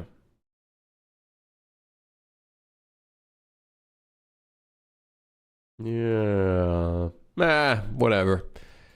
I don't know how easy it is to I guess the only thing to modify the name, we just have to modify this and then modify the class name. Right? So instead of gameplay attribute set, we could do, I don't know, I guess we could call it basic attribute set. Or base attribute set. Apply rename factoring? Nope, that didn't do anything.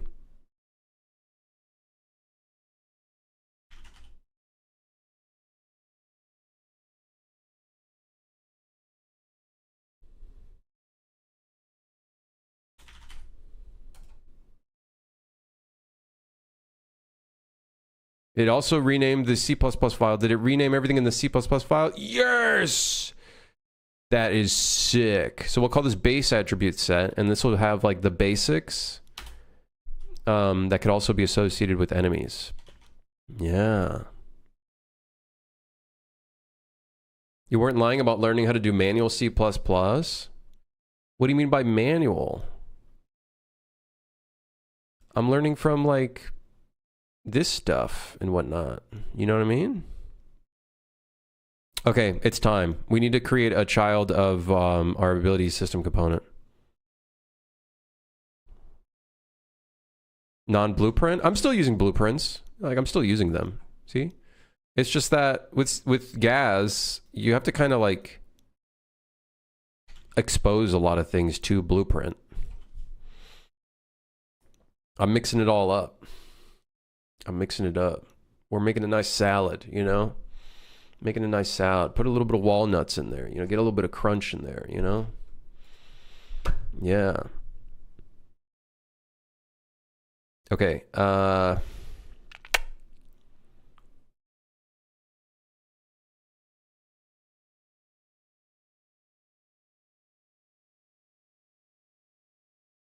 wait, that's so weird. Wait, I just realized. We don't add the attribute set to the ability system component. We add it to the character? Interesting. So the object that owns the ability system component, we're putting it in there, not in the actual ability system component.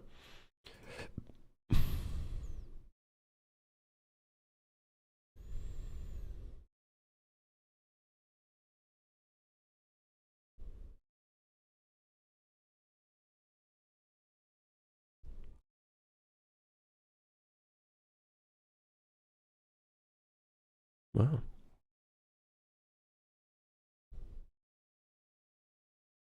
So anyone tried the in-engine coding plugin? I don't know, but it's probably ass. I'll just use Writer. We don't get the nice complexities that an engine like Godot has, where it's like everything's in engine and shit. You know, we use like 17 different software to get some shit going. Fucking shit. If I remember correctly, we created the player character right here.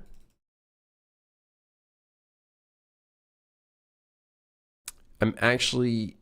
Ooh, I should probably do that. Shit.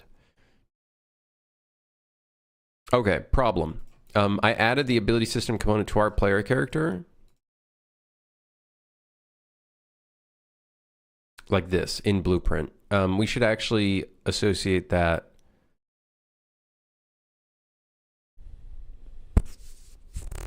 In C++.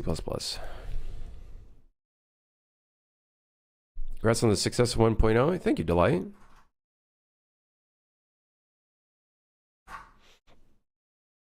Thank you, thank you. Let's see if we can do that. So I just need this.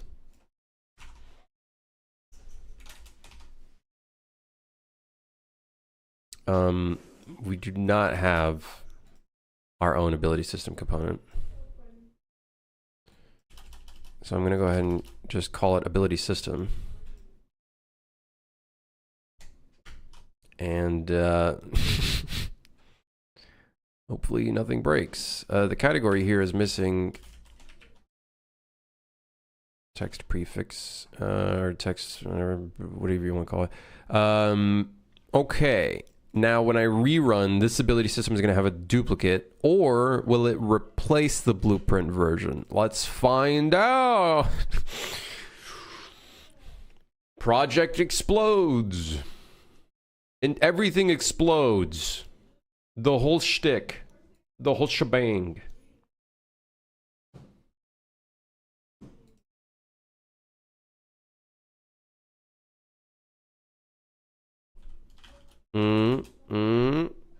Will it override it correctly?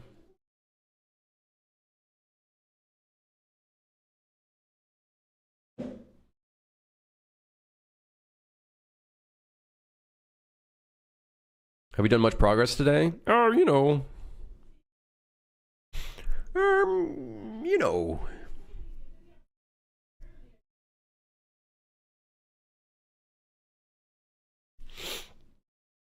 You know.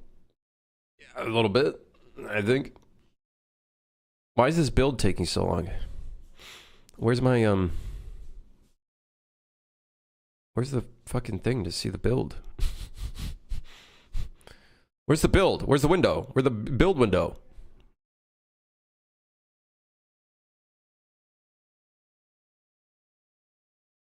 It's got to sift through all that gas you just dropped on it. Yeah, true, true, true. We did create a new item here. You have to code the progress bar? Huh? Huh?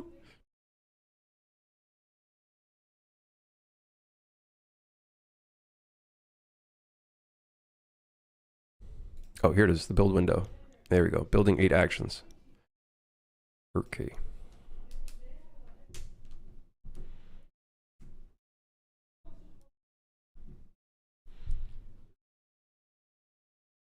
Guy who builds his own game, but also builds his own IDE, but also builds his own compiler, but also also built his own computer, also built his own chair, desk, office, house, plumbing.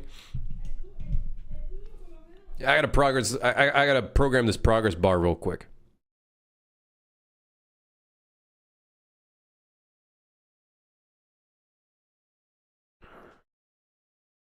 Meanwhile, me staring at a progress bar that was already made. Okay, why is this taking so long? No, seriously. My code isn't that shit.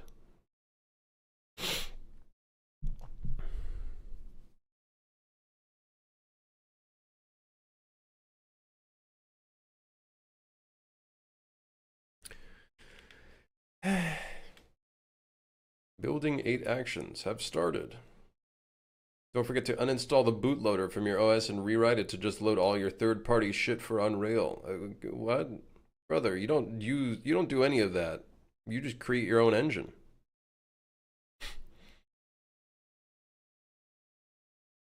Or whatever.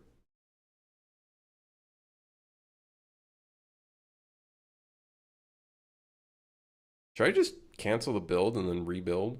This seems a little irregular for how long it's taking. What if there's like a pop-up in the background that's like, hey, we need your help? No, there's no pop-up. It's just taking a long time.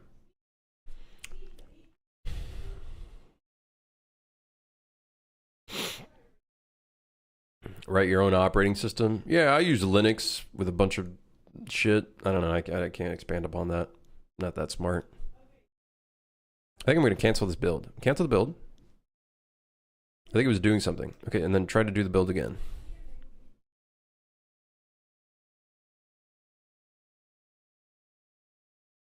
Yeah, maybe it was doing something. You know, now that I think about it, I think it was doing something. It just wasn't telling me. I wish it would just tell me.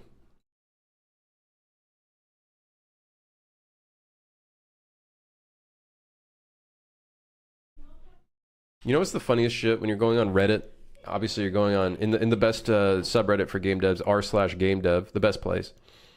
And then you see a post that says, my game completely failed. Here's what went wrong. And then you read it and it's like, didn't build up wish lists. Didn't market the game. Shadow dropped it.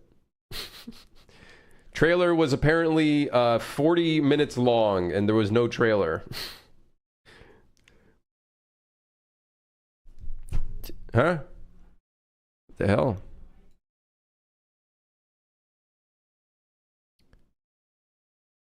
Overloaded member function not found in tower base attribute set.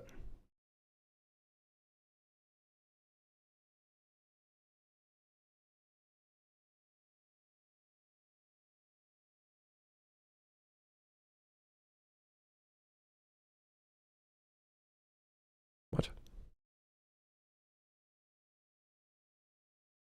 Is this an A or a U?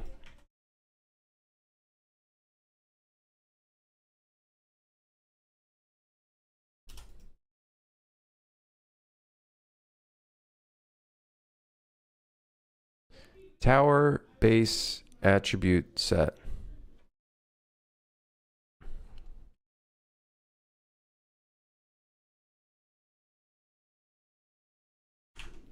A call of a non-static member function requires an object. Initialize health. What the hell are you saying to me?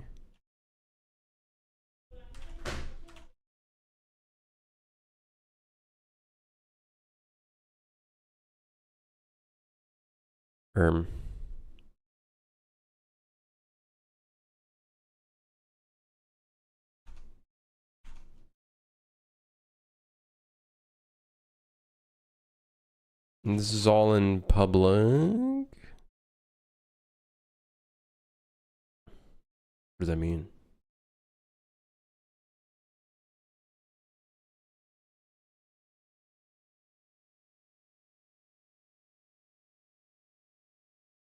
You use Linux? No. I don't. Got a berry. Shadow dropping only works if you're an already established game dev. Even then, it only sometimes works. It only sometimes works. There have been some games that come from established developers that would kind of shadow drop their game, and it does not go well for them. Because if it does not pick up pace, you basically just shot yourself in the foot.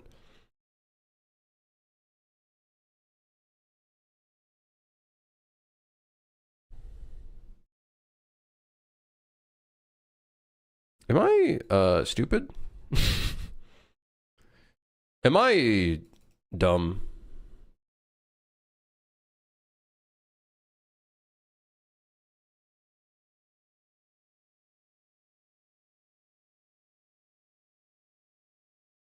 This attribute accessor stuff is causing it to fail. A call of a non-static member function requires an object.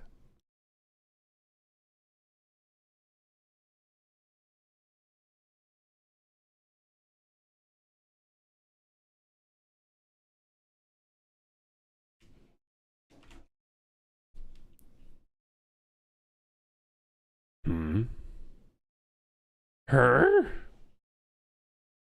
Huh?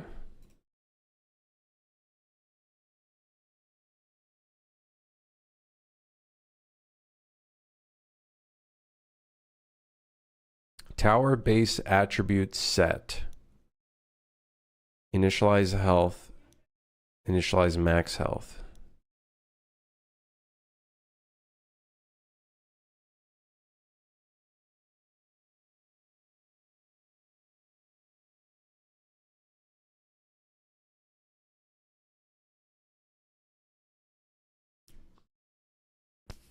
Do I still have to put this at the very top?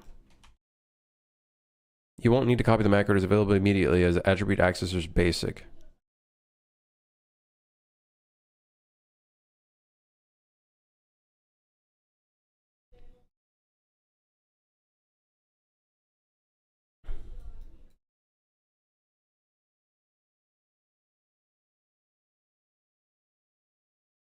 I don't know. I'm confused. I'm confused because it works.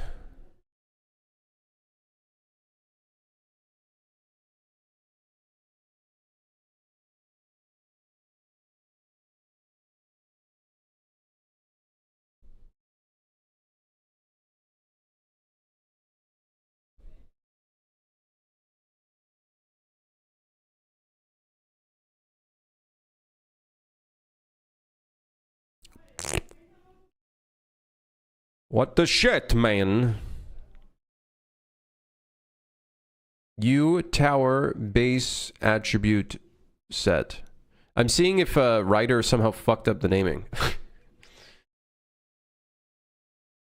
No, I don't know. Don't know what's going on, man. Let's see. Go back to the .cpp.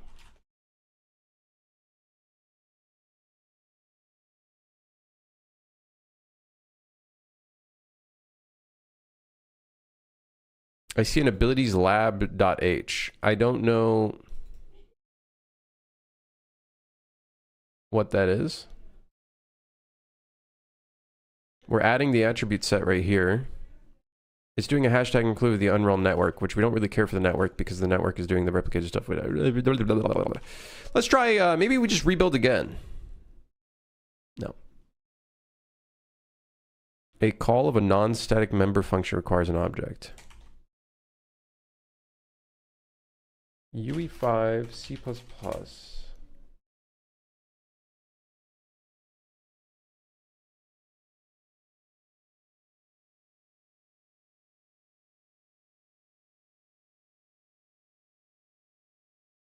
What if renaming it fucked stuff up?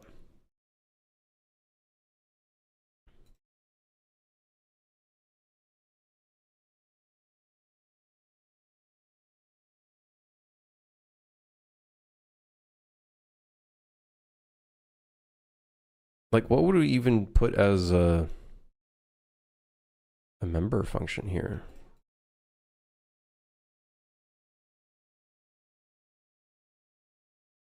The swirly at the top right is your AI assistant in WriterCrim. You can ask it what those errors are.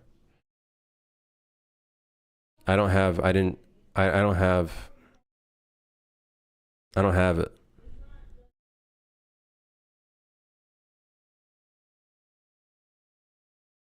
Or I don't think I have it. Can I go back to the header file real quick?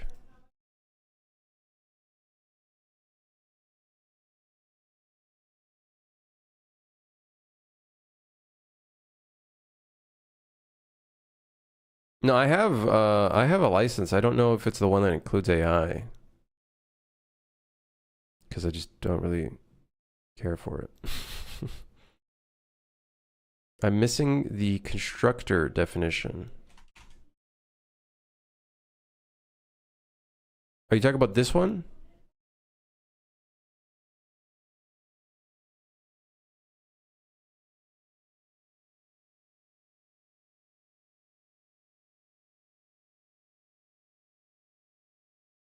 U tower base attribute object?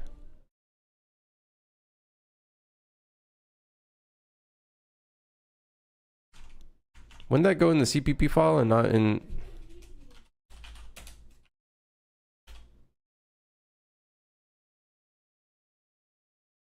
Does that actually go in the header file?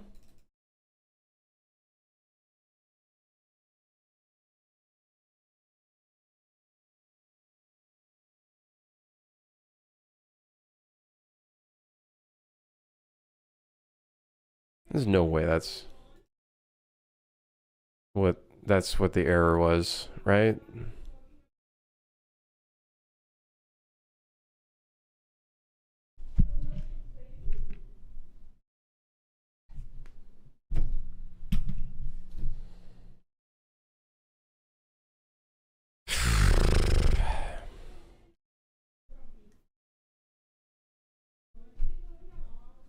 Yeah, I guess. Yeah, I suppose. Like, I guess. Like, just, you know.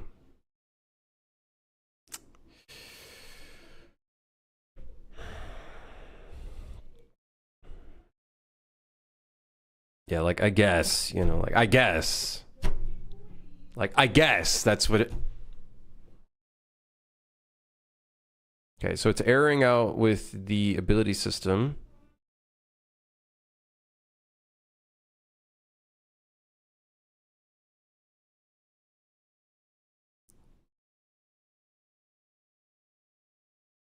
Shit my pants, I did. Huh?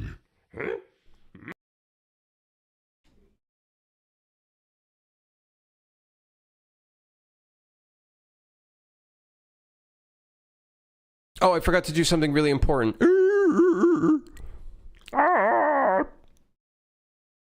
Also, thank you for the gifted sub. Thank you. Thank you gifted the sub. Oh, thank you. I forgot to actually set it up. I hate how you have to do this. You have to not only add the thing, but you also have to create the fucking thing. Man. Where do you put that?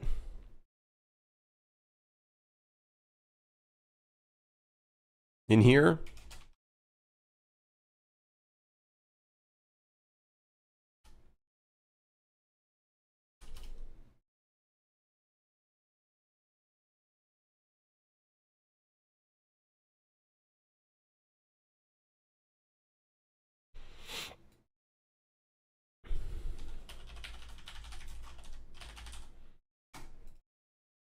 All right.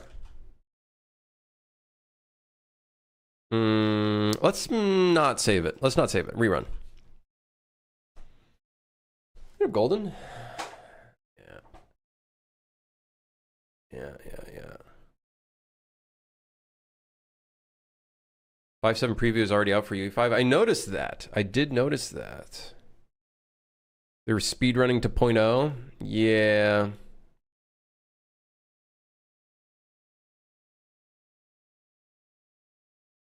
Can I replace all references of this with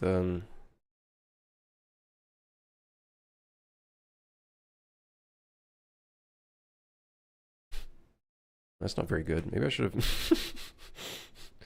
maybe I should have been like, maybe I should have changed the name. Maybe I should have chosen a different name.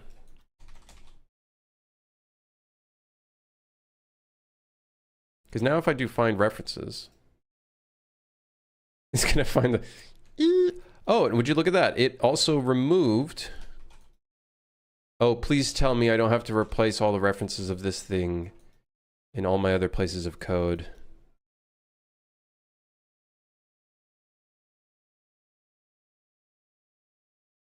Don't fuck with me. Oh no, we do get ability system component. Oh my god, he's massively enormous brained.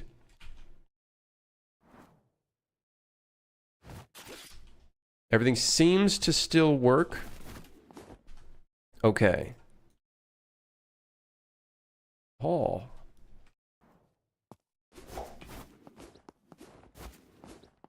The speedrunning to 0.0. I don't think they would do the thing where they're doing UE 5.9 and then go to UE 6, right? I think they would do UE 5.10, right? Kind of like what they did with the UE 4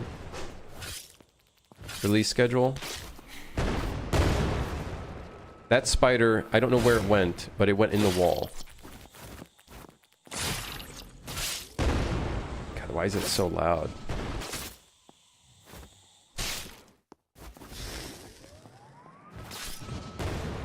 I think they'll go to 10, but we'll see. Yeah, I don't like Tim Sweeney's like way of saying like he's already thinking about UE 6. Like, why are you already thinking like it's not a spider, it's not real, it's only got 6 legs and not 8. Therefore it's not an actual real spider. Now you're probably wondering, why didn't I put 8 legs? Well, performance. Well, what else would it be?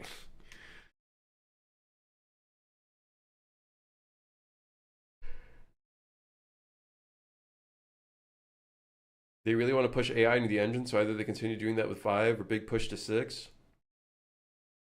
I can't wait for this arc to be over. Or maybe this is just one long nightmare that just keeps going.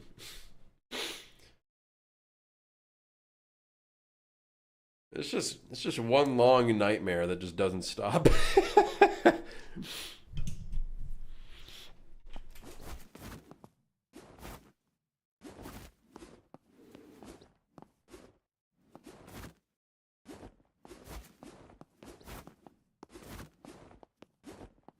Five was such a huge shift in mindset. Dropping 6 when 5 feels experimental the whole time seems counterproductive to having the general gamers and public image not be ripped to shit more than it is. Do you think they give a fuck?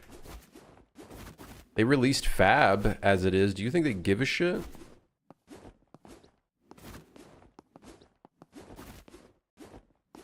I don't think they give a shit.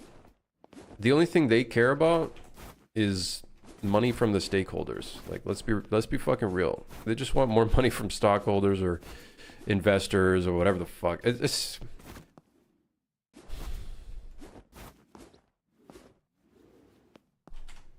don't know if it's relevant for you. Maybe it is. Retopo Flow. I don't use Retopo Flow. It's cool.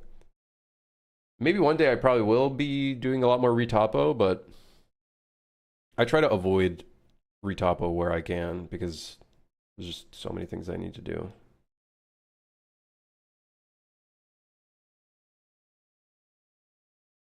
Yeah. You know, I always thought Tim Sweeney was different, but in reality, he's just the same as any other fucking CEO in reality. Just a little different because they do the whole mega grant stuff, but in reality, the mega grant stuff is probably just to, like, you know, reduce costs or something.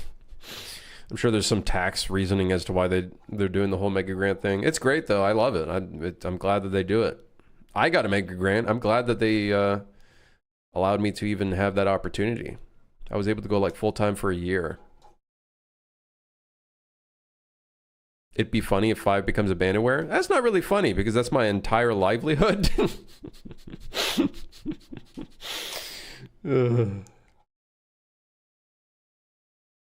You might be considering dumping 5 because it doesn't have a good rep anymore. I just don't think them going to a different version number is going to improve their reputation whatsoever.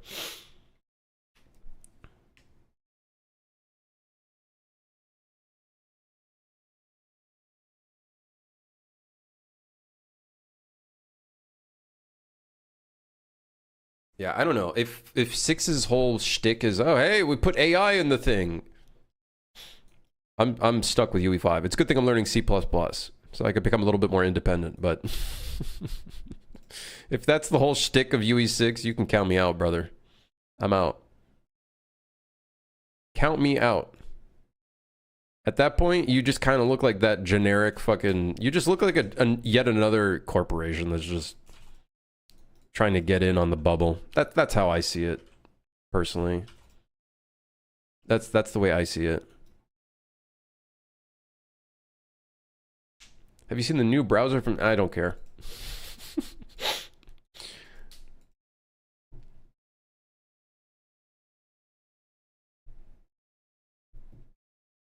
Supposedly their main goal with 6 is way more multi-threaded shit.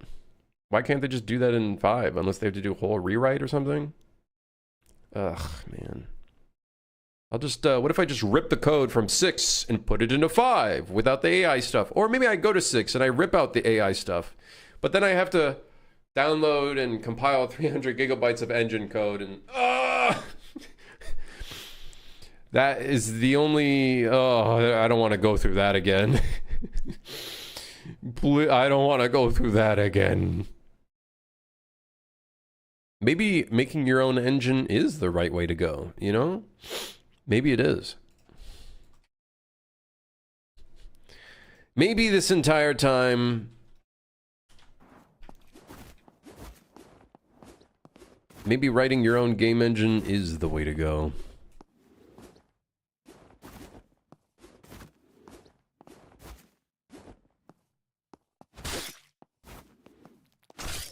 Okay, so now I've associated the ability system component straight from C++, which, by the way, I'm going to have to make my own ability system component. Maybe I should do that right now before I self-destruct into 5 million pieces. I'm just sick of AI at this point. Me too, man. Me too. Me too. At this point, it just seems like a meme. Like an overused meme that's just, like, thrown into your fucking face. And it's, like, forced down your throat. It's like, you are gonna like the AI... whether you like it or not. All right? Here. Shoves it into your operating system. Use it. Use it now. It's a meme that for some reason every CEO takes hella serious because there's so much money in it for some fucking reason. I don't get it. Money, what money doesn't make sense? Money's not real. It's not real. It's a made-up concept made by humans. None of it makes sense. How are these motherfuckers making billions of dollars? How is it valued at like 500 billion or whatever the number was? It's made up. It does. None of it makes. It's not real. None of the numbers aren't real. You know what it reminds me of? The points don't matter. The points don't matter. You guys ever remember that show? You guys watch that show? I love that show. The bald guy's my favorite. I think I'm going to take the journey on learning gas, same as you. Time for pain. It is an extremely powerful system. I get it. I get why people use this thing. I get it. But holy fuck. The thing is, you could feel like coding your own thing would be easier, but then as you go down the rabbit hole of creating an ability system, the complexity racks up and up and up and up and up, and then you create a lot of technical debt, and then you end up just at the same place of gameplay ability system anyways, so you might as well just fucking learn what has been proven to work in the industry.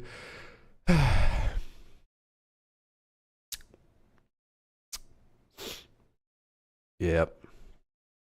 Where the fuck I am.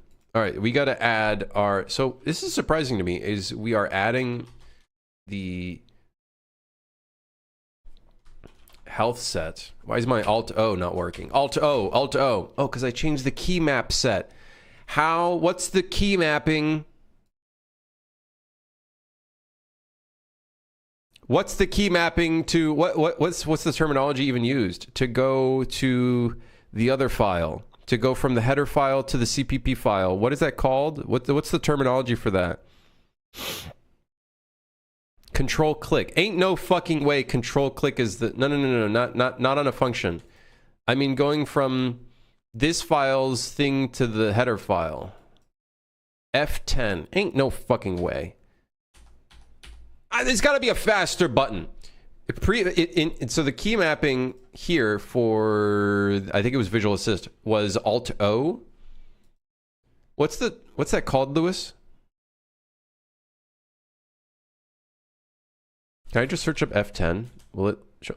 No? Okay. Oh, all right.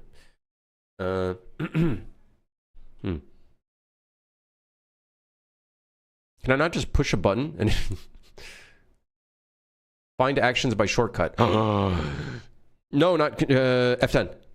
Yes! Switch header source. Oh! Yeah, I guess we'll keep F10. Whatever, fuck it. That's so cool. It has a button so you can put the hotkey in. It'll search the hotkey.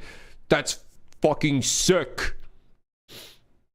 That's awesome. Ryder keeps winning, man. Ryder just keeps winning. They just keep... They really do just keep winning. They really do just keep winning.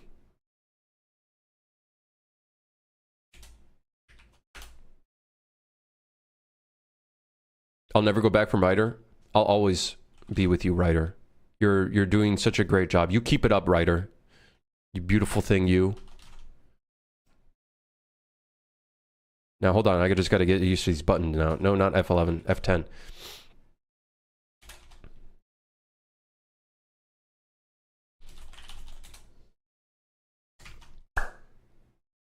Rerun. This is the one cool thing that I kind of hate in Unreal right now is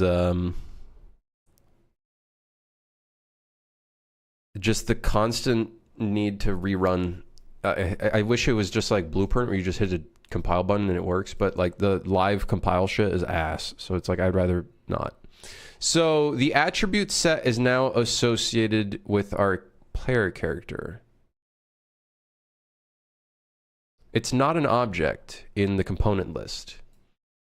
Is it in our class defaults? Why does this look so awful?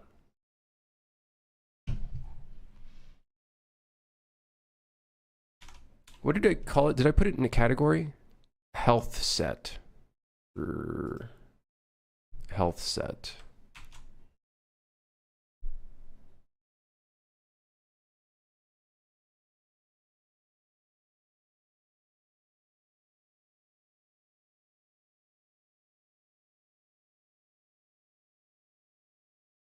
Is this something that's even going to show up in on the object here?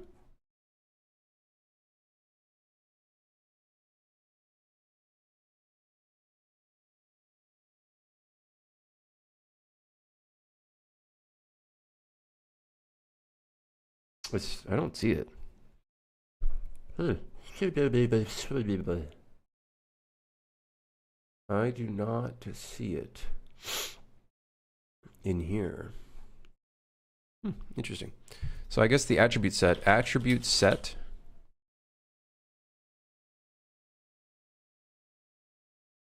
Well, we have it right here.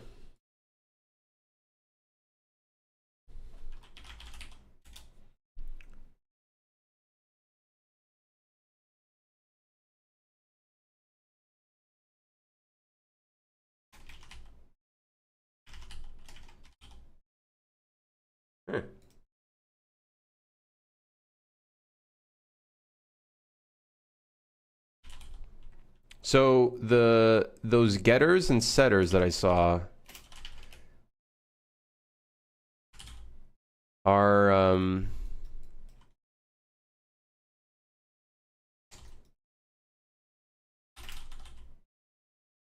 probably C++ only from the looks of it.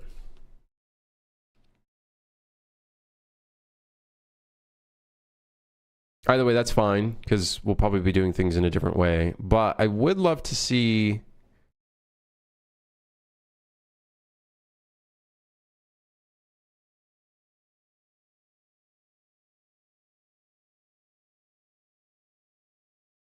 attribute.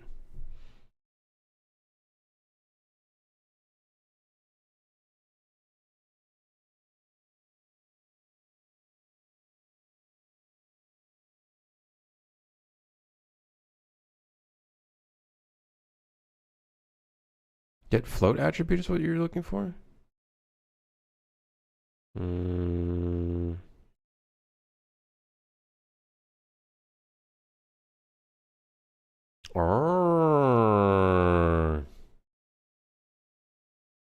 Set float attribute?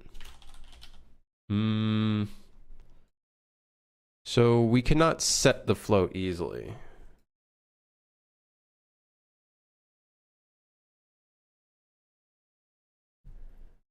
You can only do that from a gameplay effect. Gotcha. So they're very strict about that, it seems. I see.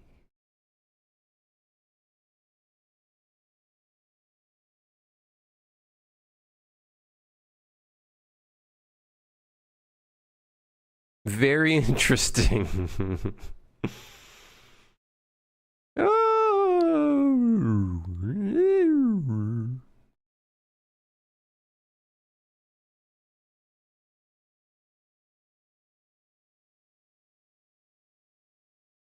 Basically, gameplay effects is how you do anything. So you're telling me, okay?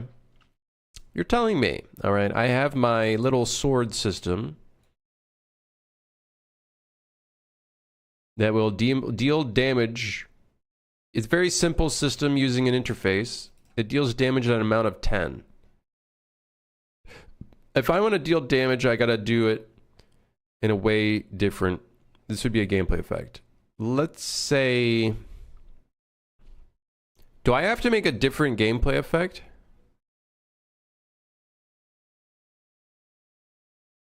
Do I have to make a different gameplay effect for different damage, like different damage values?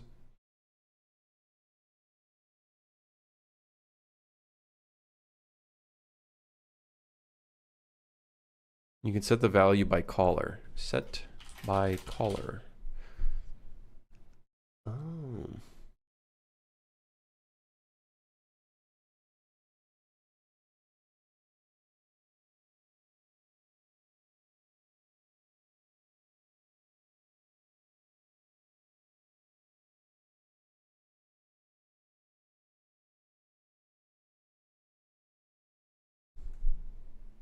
Wow.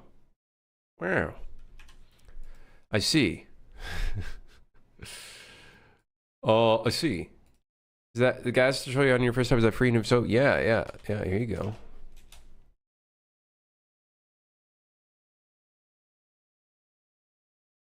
Okay. Interesting. Yeah, no kidding. You either do or don't do gas. It's either you use gas in its entirety or you don't use it at all. It's like you can't really which it's fine. It's extremely powerful. So the chances of you requiring custom things, and that being said, you can create a bunch of custom things. It's not like with some features in Unreal where it's harder to like customize. This seems like it's very much like you can do a lot with it yourself. You know what I mean? Like if you wanted to create your own player character with like a custom character movement component, it'd be a bit of a fucking hassle to do. I think. Actually, if you created your own character movement component deriving from the character movement component, but you wanted your character to work off of that character movement component,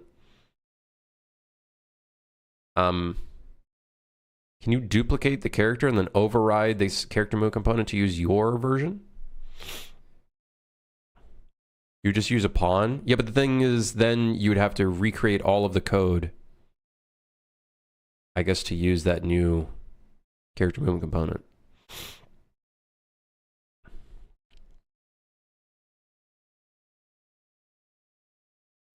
That's what I mean. That's way harder to do than like the things that at least Gaz allows you to do. It seems like Gaz actually allows you to like kind of just create your own shit.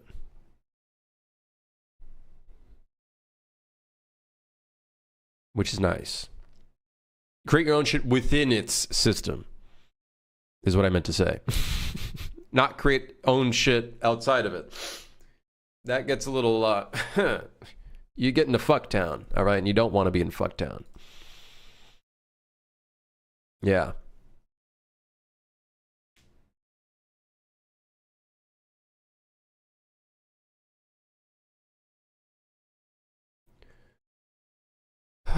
Okay.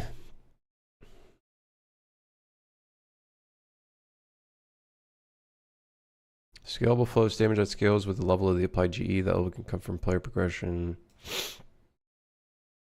Custom calculation class. Code that applies to GE can also provide custom values or store the gameplay tag. The custom value can be directly used as an attribute modifier retrieved by custom logic and GE executions.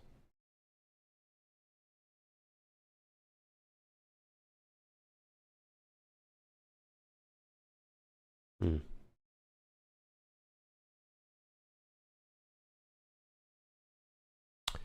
Yep. Bloodlines 2 just released and it's already mixed reviews on Steam. I feel like the chances of a AAA game releasing these days and having very positive or overwhelmingly positive is like extremely high. What's this? We got a comment. Play this game off. Every time to start playing on my Legion, go with knowing your chose. Text saying no. I'm assuming I'm messing something up, but curious what others have to say.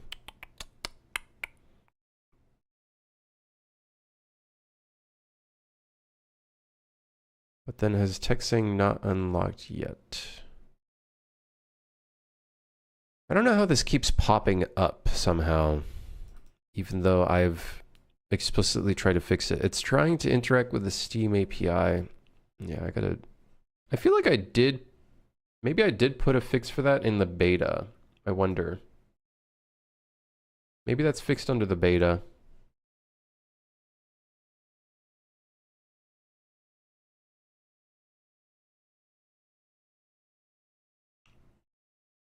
I gotta get that version out.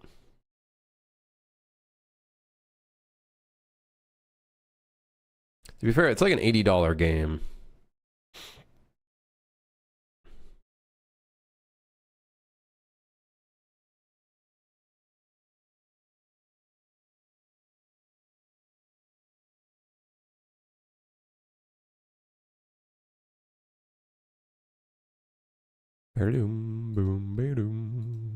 What are people saying? What are the reviews saying? No weapons, no stats, no inventory?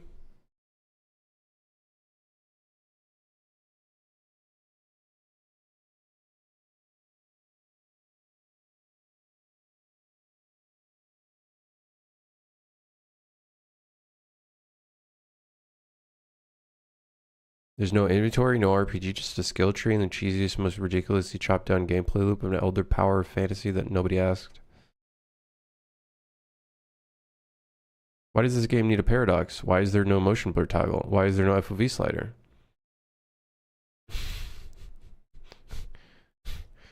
Oh my. Ouchie.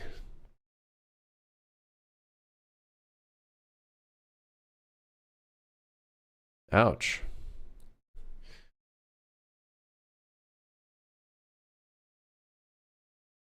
Ouch. Ouch.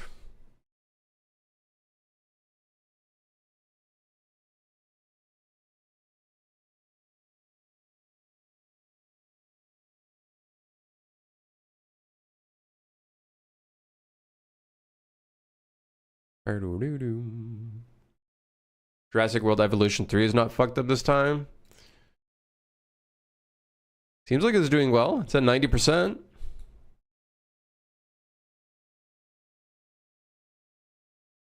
Very cool. Nubby's Number Factory. Hell yeah. Man, I'm just waiting for Arc Raiders. Well, I don't even know if I'll buy it. I don't know. I don't buy games these days.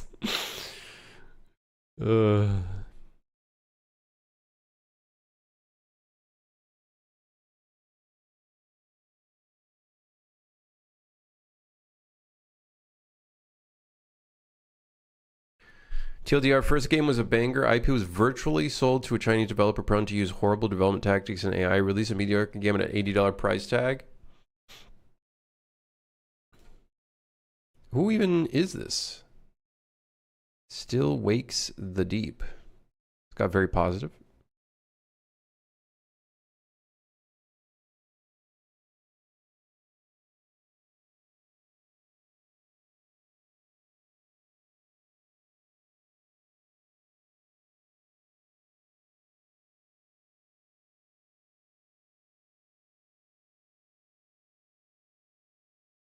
Sure. Little Orpheus? I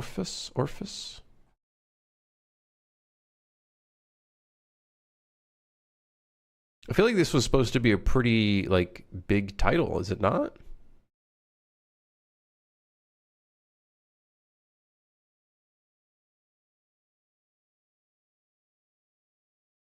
Or do do do do do do do do do.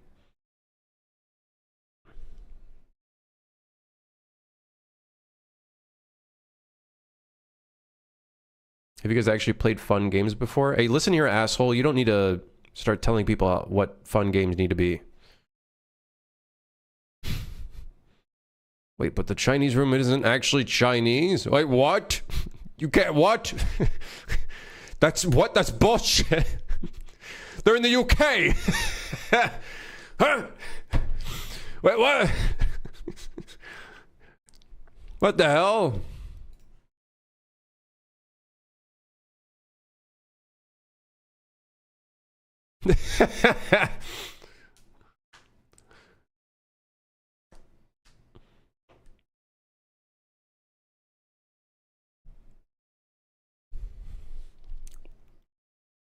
Anyways, back to what I was working on. What the fuck am I doing again? Hey, what the hell am I doing?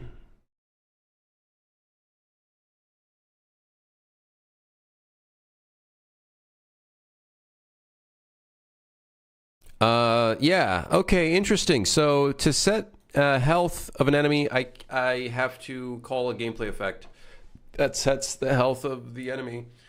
Okay.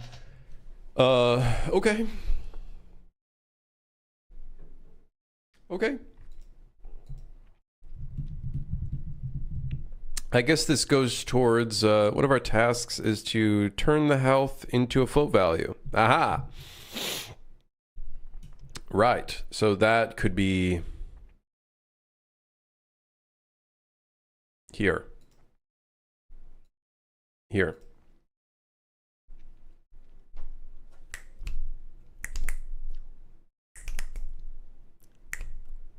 Yeah. All right. Okay. I'm brained out. I thought the overnight oats would give me more energy, but I literally can only last for 3 hours stream.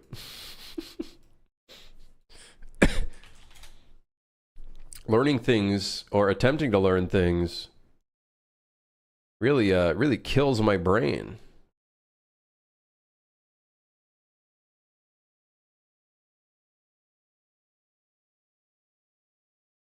Yeah, my overnight oats. Mixed in with chia seeds, Greek yogurt, milk, maple syrup, and cinnamon. Is that it? That's it. Wait. Yeah, that's it. Yeah.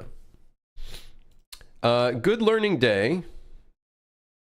We added an attribute set, a basic attribute set, that we can then associate to enemies as well.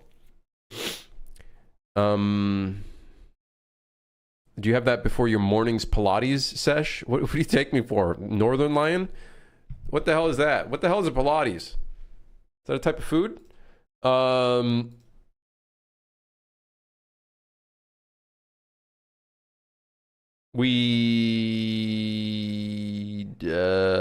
don't know what else we did. It's a type of burrito. Yo, that makes me hungry. I could go for some tacos, right? Oh, dude, you know what? Actually, maybe you're onto something. I might get myself some burritos.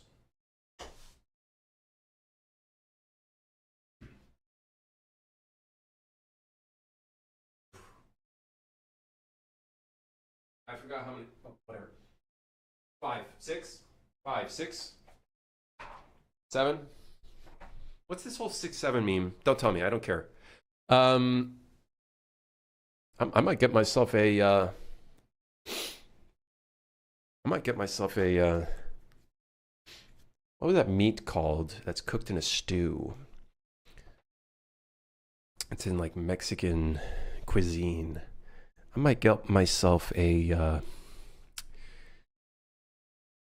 Mexican cuisine birria. Yeah, I might get myself a birria burrito. Oh, a birria burrito. Yeah, I might get myself one of those. Yeah.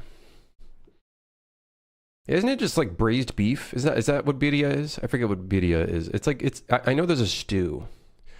They always like offer, hey, would you like a birria like sauce, I guess? Like the stew. It's like basically just beef fat, and it's delicious, don't get me wrong.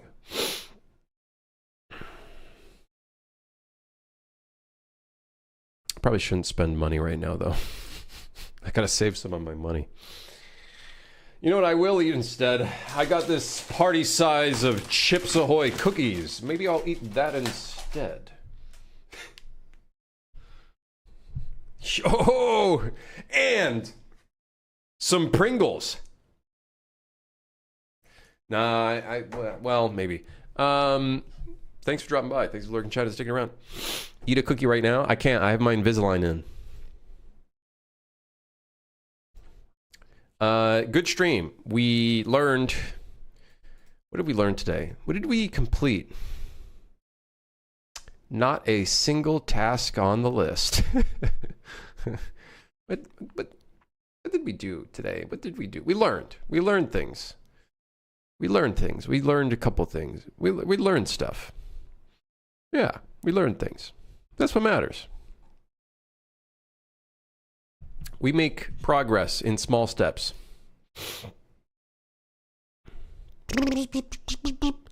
Sometimes progress is not a visually apparent thing. Yeah. We did? No, I did. And some of you helped me. Yeah, I'll be back tomorrow.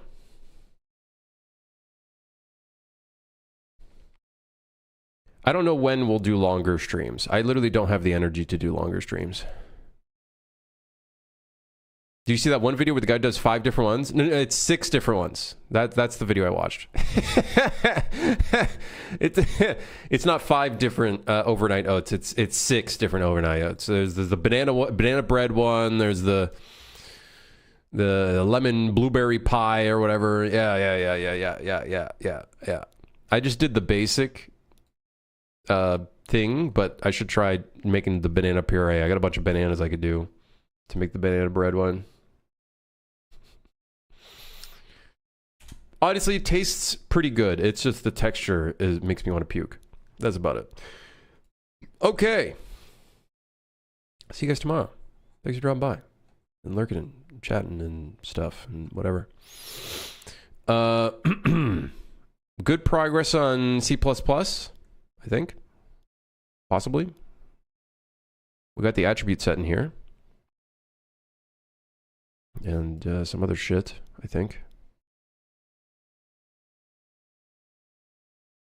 Yeah. I'm hungry, so I'll see you guys later. Goodbye. Have a great day. And I'll see you tomorrow. Tomorrow is Wednesday. Hell yeah. Goodbye.